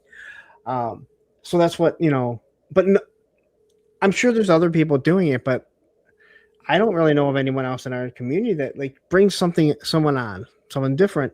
I want to get to know who they are, and I want everyone else to get to know who you are. Clint. This thing we're doing right now is the most out of left field format for you're interviewing people that are not famous in any way, but you're giving them that treatment. Like it's definitely different. I didn't want to talk. It's great. Like I like it. Yeah, I don't want to talk toys again. Like, how many times have you talked about what you do to people? For what you do, right? You've probably been on 100 podcasts and you tell the same thing. Oh, this is what we're doing, and we're going to talk about that. But I had Lenny on, right? I think for him it was a relief because I wasn't asking him about what classified is coming out. Stuff. Why did Falcon's face look fucked up? Yeah. He talked about. He told me about that. He told me about that one, not live. We'll just say that. Yeah. He talked about he goes, he made caskets for one of his early jobs. I think he made caskets for little kids. He's like, it was the hardest thing to do. Yikes. He talks about he's in a metal band. Him and his brother were in a metal band, right? Like all this stuff that you would have never found out. And then me and my brother had a metal band. Really? Yeah, for a little while. We had our drummer was a break dancer. He'd been drumming for 3 weeks. He was amazing. He just I've never seen anyone with a more natural talent than that dude. It was amazing. That's awesome. We'd only practice once or twice a month, and every time he was exponentially better than the previous time. But that's what I like to get out of this, because again, now we're kind of getting to what you're doing, which is great. But all these other people have probably never heard other stories about what you're doing. That I got to ask you about. There's a couple things that we're going to get to before we go 4 hours, which I don't really need to go 4 hours. All right, so I shouldn't have drank all this water, man. Now, if I remember correctly, you were talking about the early G.I. Joe classifieds, and remember everyone wanted weapons because they hated the weapons. If I remember correctly, I think you said I liked what they were doing. It was something different. Yeah. So for me, they very much reminded. I played this game called XCOM. Okay. For me, it was on the computer. I don't know if it made it to any other consoles. I'm a PC guy. But there was it reminded me of XCOM figures. They were just Okay. modernized future. It's like, because they weren't bad, they just weren't what people expected / wanted. That's exactly it. And that's how I took it. But it was interesting to hear someone who was designing weapons, and then you talked about, um, uh, being in the military, designing weapons, but then you're like, because like people assume like when you hear that, they're like, oh, you're designing weapons because you're in the military, you hate this stuff, and you were like, no, I actually like that they were doing something different. Yeah. Like for me, it's goofy. So it was the last duty station I had, like 20, COVID 2020. I was here in Colorado because I had been stationed at Buckley. I got orders out to Fort Meade, like for the 100th goddamn time, and I got. That's how you know when someone is like annoyed, like 100 dead time. Dude, it was so bad. We got the house. I got my wife, my 3 sons are here, and they're in school. And my transfer was early in the year. I feel like it was like March or April, maybe. Okay. So the plan was I was going to go out. I had a friend that was stationed there, like one of my best friends in the universe, and I was just going to stay with him for a couple months. Kids will finish school. We'll find a place, and I'll bring the family out. So I transferred the day I arrived and checked into command. They put out this. For us, it was a nav admin, but it was like a military-wide. Everyone stays in place because of COVID. No one's moving. Everyone stay where you are. All PCS moves are stopped. So my family got stuck here while I was out there, and so I just stayed. I stayed with my friend, and we figured like at whatever point we can move them, we will. But by the time they opened that up, there wasn't enough time left for me to even like get a lease and do a whole, like, we sure as shit weren't staying in Maryland. So we made the decision that they would stay here and I was gonna punch out, and as soon as I was out, I would just come back here, and that would be it. So I had 2 years of just me by myself. Well, me and my friend, but my wife and kids were here. So I had some time on my hands because of that. And the job I was working was so shitty. I had made chief. I got commissioned, so I was like a senior lieutenant when I got to this place. And again, the Navy does shit different. Like a Navy lieutenant is like an Army captain. Yes. And they didn't give a shit. Like where I went, it was 10th Fleet, and I was treated like just like shit, like nobody. They put me on a watch floor, and like my father-in-law was Cuban. He's since passed, but he was born in Cuba. And so that always, anytime I went to a new command where I had a clearance, it always fucked up like how long it took for me to get cleared at the new place. So like they put me in this job where I couldn't even access the computers because my clearance took so long. And I was working, it was like a 12-hour shift, but I was the guy in charge. So I would have to get there like an hour early, and then I would stay an hour after to make sure everything was smooth. So it was like 14-hour days, and it would rotate. It'd be like 2 on. No, it was like 3 on, 2 off, 4 on, 3 off, switch to nights, 3 on, 4. It was like this crazy thing, and your sleep is all fucked up, and it was just brutal. And pretty much my job was collecting and disseminating COVID numbers and reports, and it was fucking terrible. And I was just so ready to be done. But when I was on shift for 13, 14 hours, like the only time I had was work was like the last 2 hours when like the reports would come in and I would have to compile shit and turn it into 6 different reports to go to 10 different fucking people. So I could access Tinkercad from my desk. So I was just like, let me see if I can make Duke's gun from the original figure, and I'll do that tonight. And so that's what I would do. And then I didn't have 3D printers, so there were a couple of people I had kind of started to get to know online that offered to print the stuff for me, so I could have it. Okay. And I would post pictures, and it got a huge response, and people wanted them. And I was like, you know what, fuck it. I got the time right now. I'll do a little experiment in small business, which I have no experience with at all, and I'll figure that out. So I created an LLC and started the Etsy store, and that's what it was. It was I had time and was just bored and just figuring shit out, and that's like that was it. So that's how you got into all of this. Now, Yeah. You have a Patreon, and there are links to your Instagram accounts, to your website, Mark to Toys, your Patreon. So your Patreon, from my understanding, and mostly because of Greg, that's where you can, if you sign up for it, you get specific files to create. Yeah, and it's at some point I really need to learn how Patreon works so I can kind of tighten up on it.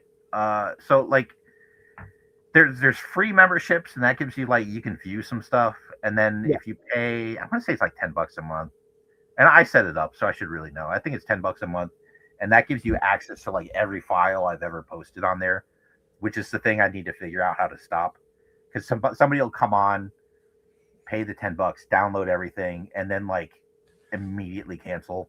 Yeah, it's kind of bullshit, but whatever. I mean, the Patreon helps me out. It really helps me out and enables me to kind of keep doing things. So I really like, no shit, I super appreciate everybody that's on the Patreon. But yeah, I just put all the files kind of there. Like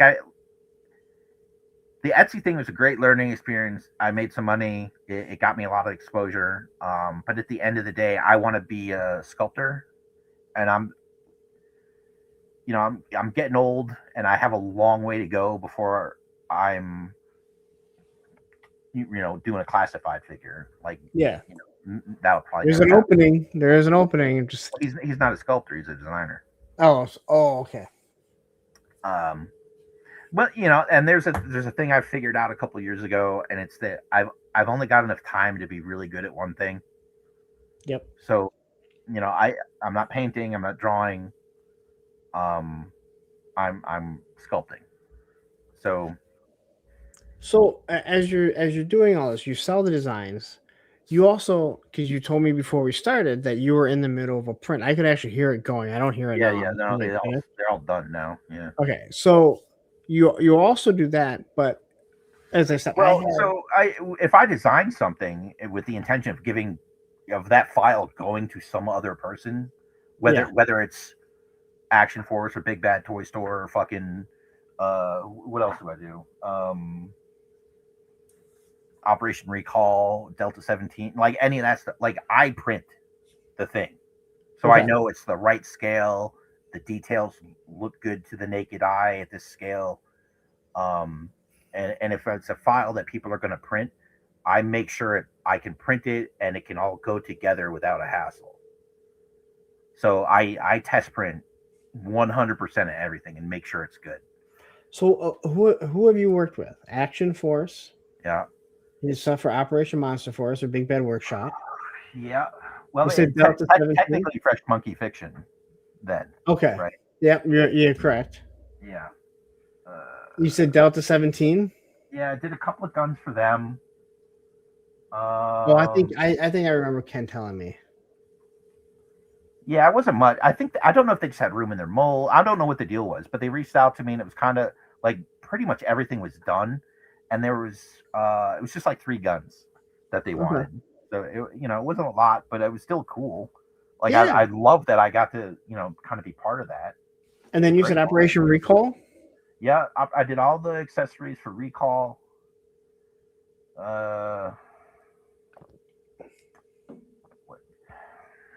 I signed a lot of NDAs. I don't know if I can Okay. actually kind of get into any of the other stuff. No, then don't. And hey, There's some cool stuff coming, man. That I've worked on, but I can't really. That's your livelihood, man. And you sign those. There's Yeah. a reason why they don't want people to know. I don't know why they don't. I mean, they should have all access to tell Punk. Weird NDA, but all right. So we'll start wrapping it up here. But now I know you have stuff going on with GI Customs. Now, Oh yeah. and I love the fact, and I had him on the show. Super nice guy. Very good. Like you asked earlier, like what are some of my favorite guests? Like he was awesome.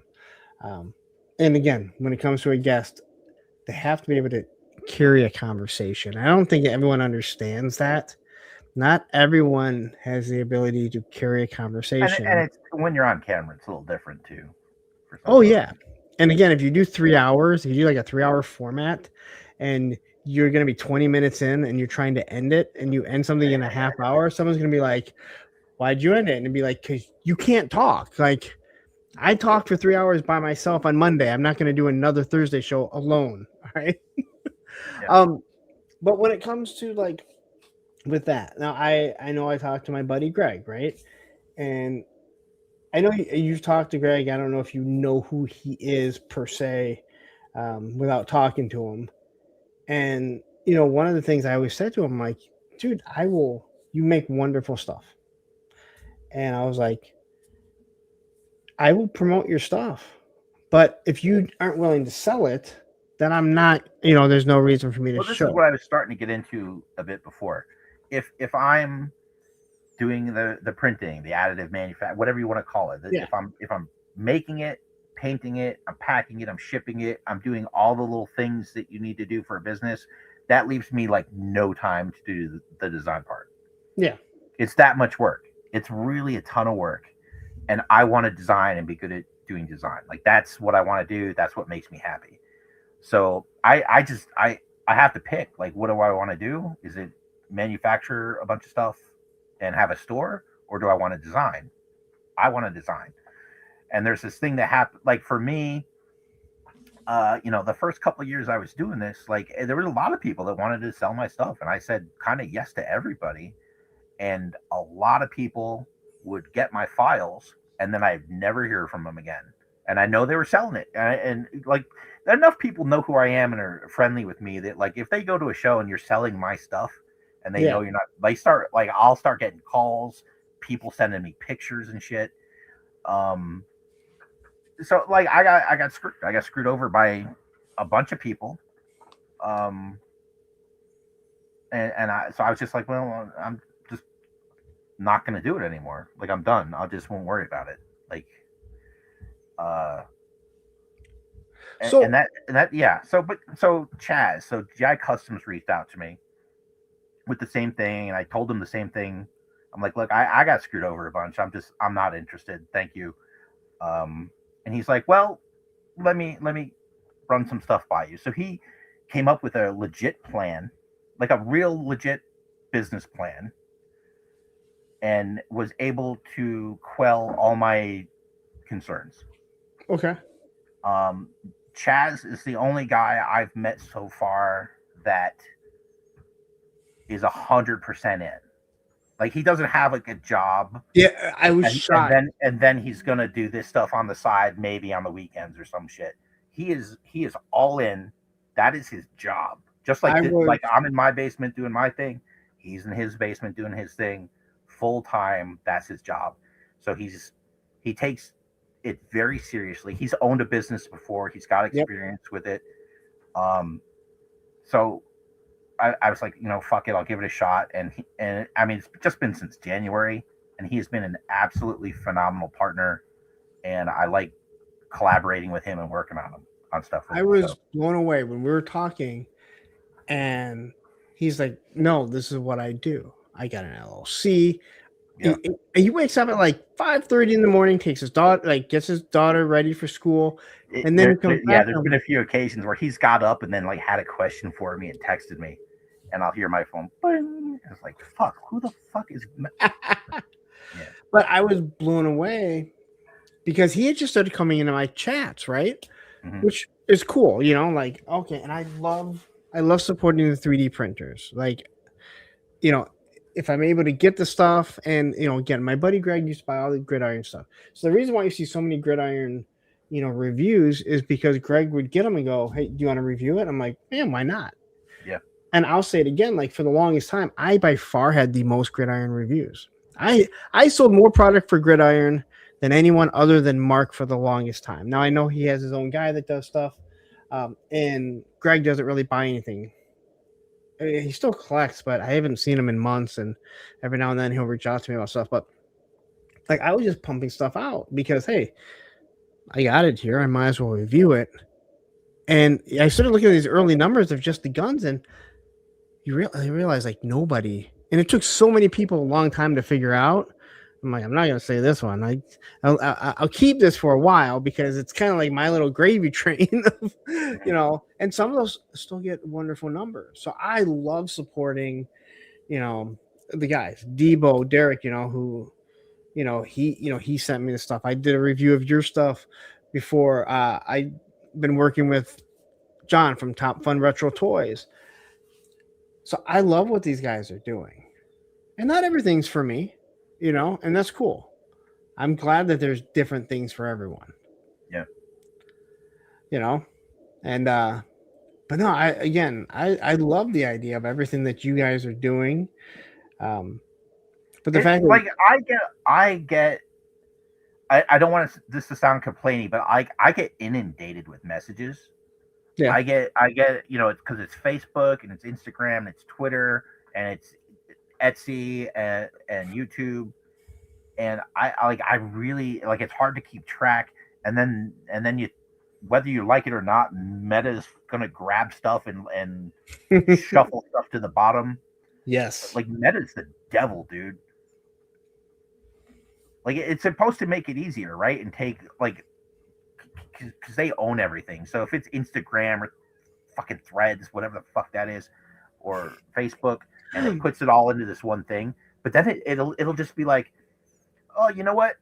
This guy wants to pay Mark some money. I'm gonna move that fucking thing way down here into the red section and leave all this bullshit up at the top. Dude, fuck Meta.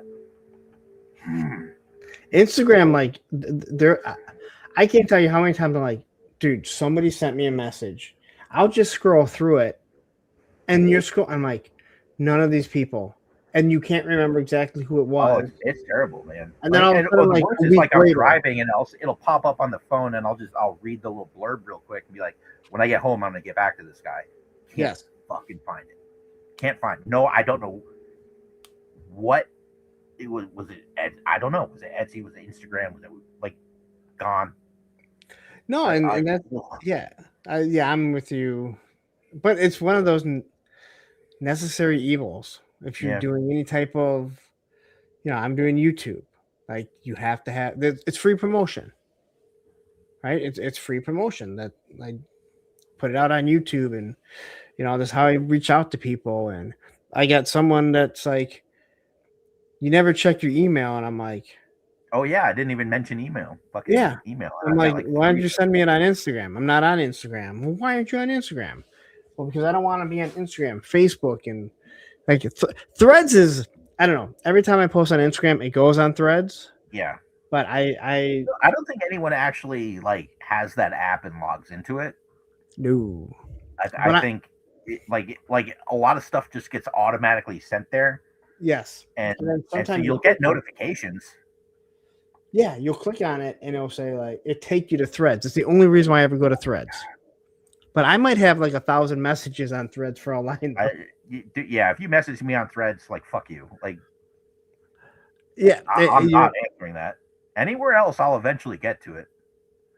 But not Well, necessarily you know, forums. X or Twitter, I still don't understand it. Like, good luck trying to like. Oh wait, it shows me that there's 3 comments. Good luck trying to figure out where the comment is, and Yeah, then right. when you It took find it, me you're a like, how long do I time to figure respond? out how to do that, man. Yeah, so I'm just like, I'm not even. Yeah. You know, Instagram. Just go to Oh, Instagram. also Reddit. I don't do. I look at some stuff on Reddit, I've but I don't dabbled do in it. Reddit. I've never gotten real heavy into it, but like early on when I was trying to promote my store, like I was going everywhere trying to like put pictures up. So Yeah, which is smart. I mean, it's free promotion, yeah, but it is work. No matter how you look at it, you are spending.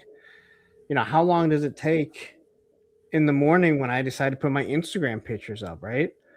And there's the thing that I found that if you schedule an Instagram picture and you tag everyone, they don't get the notification. Like they don't get the message. So guys like Skeletron love to reshare your stuff. So I want them. I want Ben to get Yeah. it because he's gonna share it to his 6,000 followers or whatever it is. I found if I schedule it, I look, I see they're tagged, but then I go to my messages and I'm like, it didn't let them know. So I in the morning now when I do pictures or whatever, and I don't have great photography, but it's just to get your name out there. And in all honesty, my Instagram is solely to say, hey, this guy is doing a YouTube show. This guy does reviews, and to get people to come in. I somehow had get bonuses from Instagram, and when I say I get bonus, I mean I might make $5 a month on Instagram. I do look at it as like, well, it's $5 more than I had, and I just put it into the toy fund, right? Which is what I basically created here. So it's all fucked up. I haven't figured out how to monetize any of that stuff yet. You monetize? Oh, no, you don't do. You don't have YouTube. So I have YouTube. No, yeah, but you don't have anything on it because it only shows like 3 followers. Or maybe I have the wrong one. I don't know. Yeah, there's definitely a Mark II design. Like right now, I do. I like Monday nights. I'll go on like 6:30 Mountain Time, and I call it the Monday Night Mission Report, and it's just like a Patreon thing. So it's like okay, and that's probably why. Yeah, it's not meant to be. I kind of went off on this the other night. It's not meant to be like entertaining. It's meant to like answer questions and kind of just reassure the people that are sending me $10 a month that I am doing stuff. Yeah, sometimes projects take more than a month. That's just how it is. So like sometimes there's been months where like I haven't had a file to put up. I try not to do that. I'll try to come up with something. But like this shark is a monster, dude. Like I've been working on it for a while. Yeah. But then when you get it, it's like the value's there. I think I haven't had anyone complain. I get people seem to be happy. The people that complain about how much 3D printing costs are the people that weren't going to buy it anyway.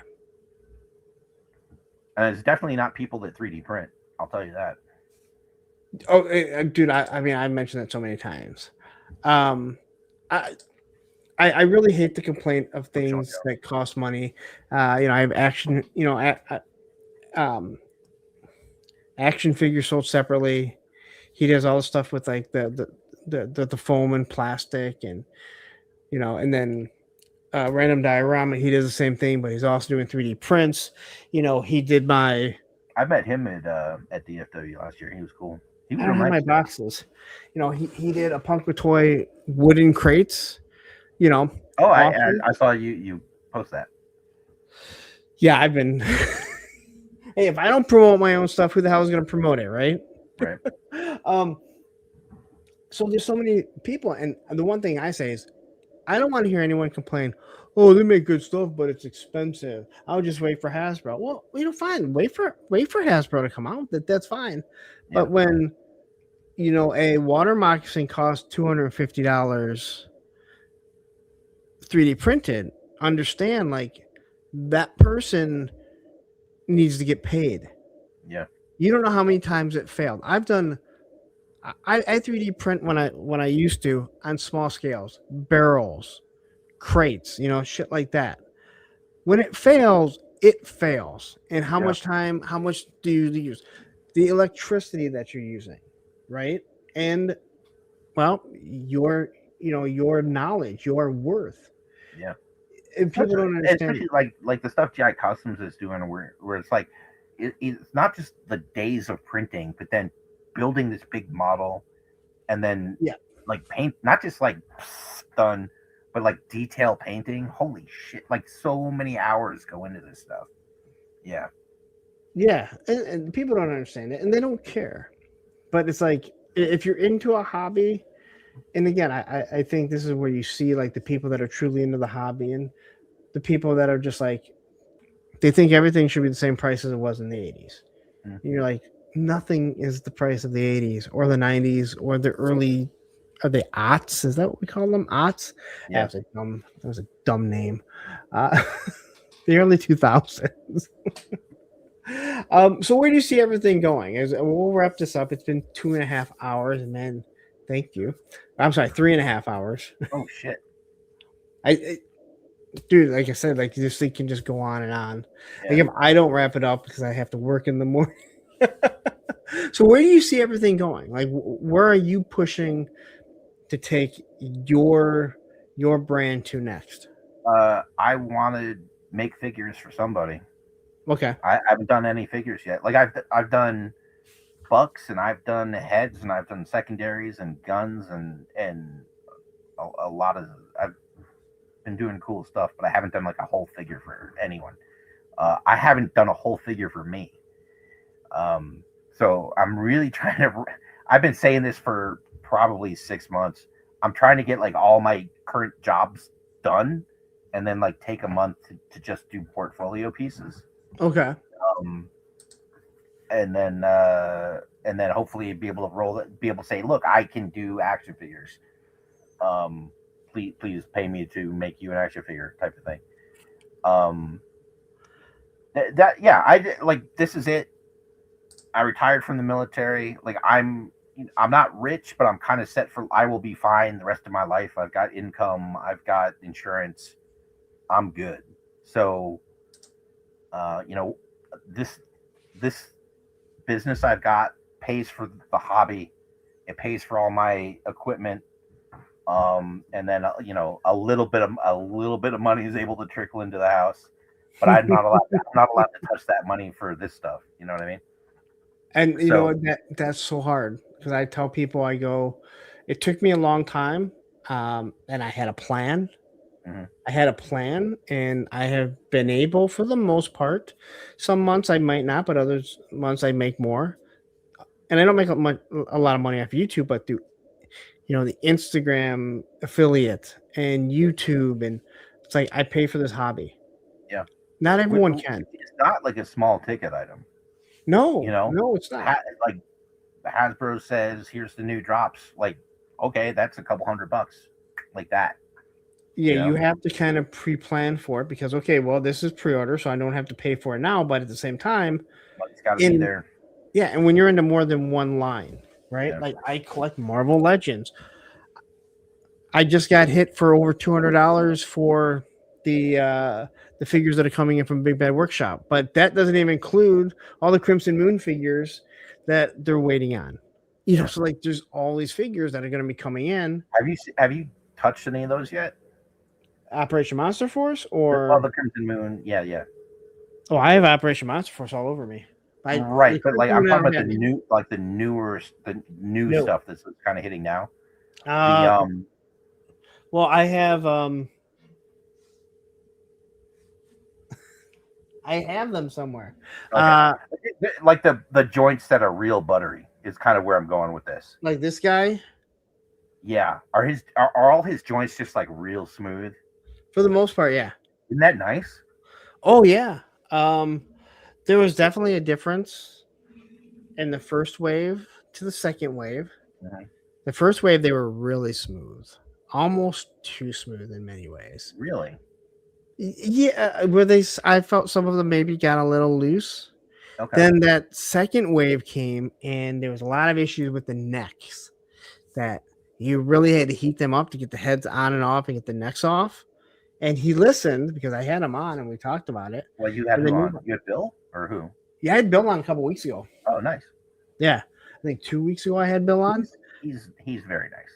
Bill's very nice. So I had only talked to him at Joe Fest, and we communicated because there was someone that was sending me copyright strikes saying that I was using their pictures Oh, that yeah. they I were remember you talking commissioned about for, which Yeah. was not true at all. But that goes Yeah. back to a whole other issue that I guess is stuff you kind of deal with when you're very vocal about things and you don't let people push you around. Okay. If you know, when someone doesn't help you out, and when I mean someone, I mean YouTube, they've gotten better though. It sounds crazy, but as you grow, they will help you out more than anything. So I forgot that we had at Joe Fest, he was just talking to me. And he's telling me how much he likes my videos. I'm like, wow. And then he asked me about if anything ever was resolved with the copyright strikes, and I was like, oh shit, I totally forgot. We've had like personal conversations. Yeah. Well, you talk to so many people. Oh, yeah. That you know, and again, I don't look at anyone special. Like I don't look at athletes or actors special. So if I talk to any of you guys, it's just like talking to another person. You know, a lot of people will look up to talking you. to another person. What? I said it's literally talking to another. It's not It just is. like, it literally. I know, but Yeah. you know how people are. They will look up to certain people, and I have people that. Again, I'm very self-aware. I know there are people that look up to me, and it's kind of weird because I'm just like, I'm just you, man. I'm no different. Like, I'm just you. I'm just one person that was willing to put my ugly mug on camera and do shitty toy reviews that somehow people started to like. I'm just that, you know, but no different, no better, no worse. But people want to talk to me, and I'll stop and talk to them. But it is a weird thing that when, again, a lot of people want to have the creators and they want to use them as a stepping stone. And I've just never been, I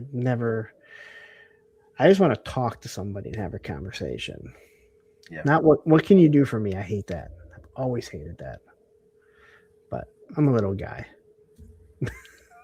Maybe that's why I'm a little guy, because I don't look at what people can do for me. So.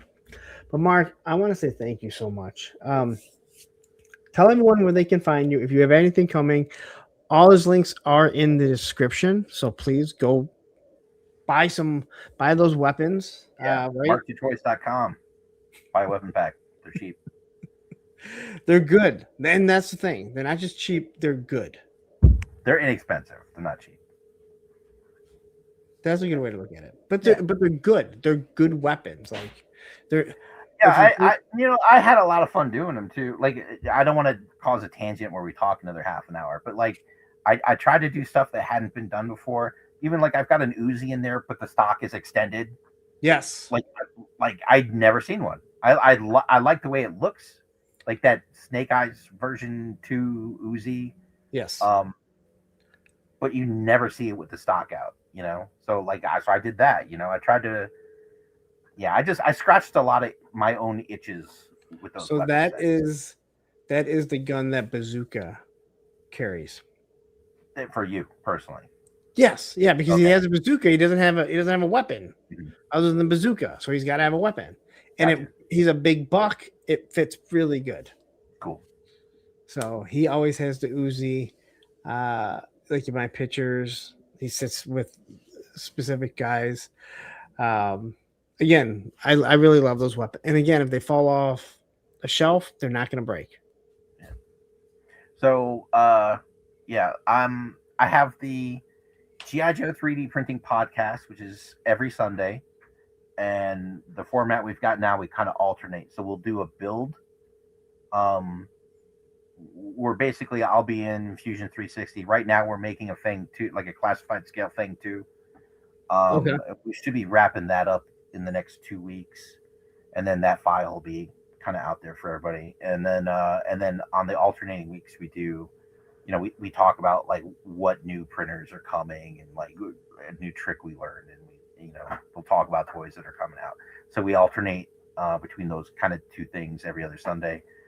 Monday nights, 6:30 Mountain Time, I do the Monday Night Mission Report, which is kind of it's just YouTube or on my Facebook or whatever, but it's me kind of talking about the projects I'm working on that I'm allowed to talk about. So like Patreon projects and then a couple other things. Okay.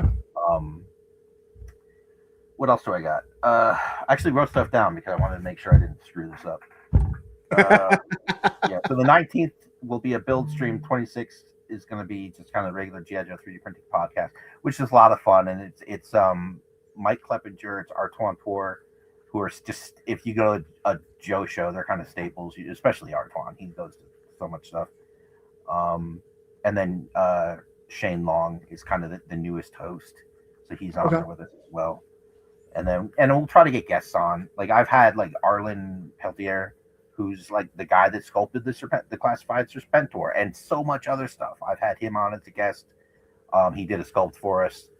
We've had Carter the Conqueror, who's like sculpted all of the World War Hell line for Chris Scott's Grindhouse toys. What I do is I try to get smart people that are better than me on there so I can learn from them. Pick their brain. Yeah, it's 100% like me being selfish and just trying to like get better. So Tuesday the 28th, GI Customs will have me on his channel for his podcast that night. I'm doing the Joe Fest custom class this year with Chris Scott.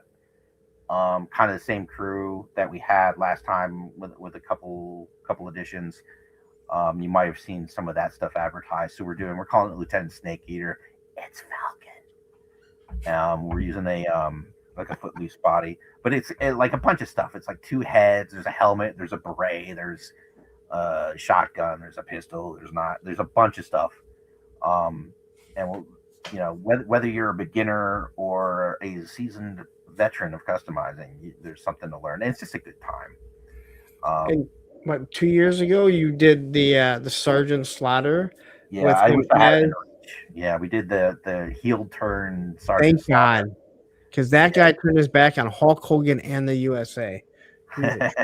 Sorry, I told him he joined Cobra. That was a lot of fun, man. That was a really good one. Yeah, and then like Brian Sauer that does Assembly Required, he had done we did a card back for it. Yeah. That was a great time. It was just an absolutely great time. And this year will be too. So if you're interested in the custom class for Joe Fest, it'll be the Friday morning of that weekend. It's like morning to afternoon. It's a good couple hours. But you go to grindhousetoys.com and you can buy your ticket for the custom class there. All right. Well, thank you so much. We're going to wrap it up. Everyone, go check out all of his stuff. Make sure you subscribe. Everyone's still here. Like, holy cow. Hey, you know what? I'm kind of a big deal, so they'll hang. Holy crap. There's people still watching. Yes, there's yeah. And then people will go back and they'll watch the replay. That's what I love watching. I love seeing the numbers on the replay go up because it means that there are people that weren't able to watch it and they're getting something out of this. Yeah, it's like when I do my podcast, we'll get like, excluding like my mom, we'll get like 3 people, and but then the number will creep up, and that's pretty cool. It takes time, believe me. It didn't start off this way. Right. And again, I have a hell of a competition on Mondays and Thursdays. So, but you know what? As long as I'm enjoying it, that's all that matters. So anyway, Mark, thank you so much for this. It was great. Learned a lot. I can't wait to see you again at Joe Fest in like 2.5 months. Yeah, we're in the pipe, man.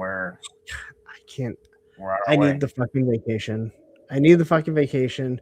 But it's also just seeing all your buddies again after a year. Although I saw you in November, so it's not. Are you going to do that again? If I have the money, because I'm going to Disney right out, or going to Florida, so I'm taking 2 straight weeks. But at the beginning of the year, I don't get sick. I missed a whole week of work because I got sick. Okay. which doesn't happen. And I feel bad about it. And my boss, who I've worked for him for 25 years or with him, he knows if I'm calling in, I'm sick. But I blew, I think, 4 or 5 days, like the second week of January, Brutal. which I never do. Yeah. But I also don't get sick very often. So if I make it there and I have the funds, I'm definitely going to go. So anyway, everyone have a wonderful night. And we will see you. Well, you'll see Mark when he's doing all those shows. I won't be on until Tuesday because I am in New York for training next week. So I'll be on Circle of Jerks. Enjoy. All right. Take care, guys. Later.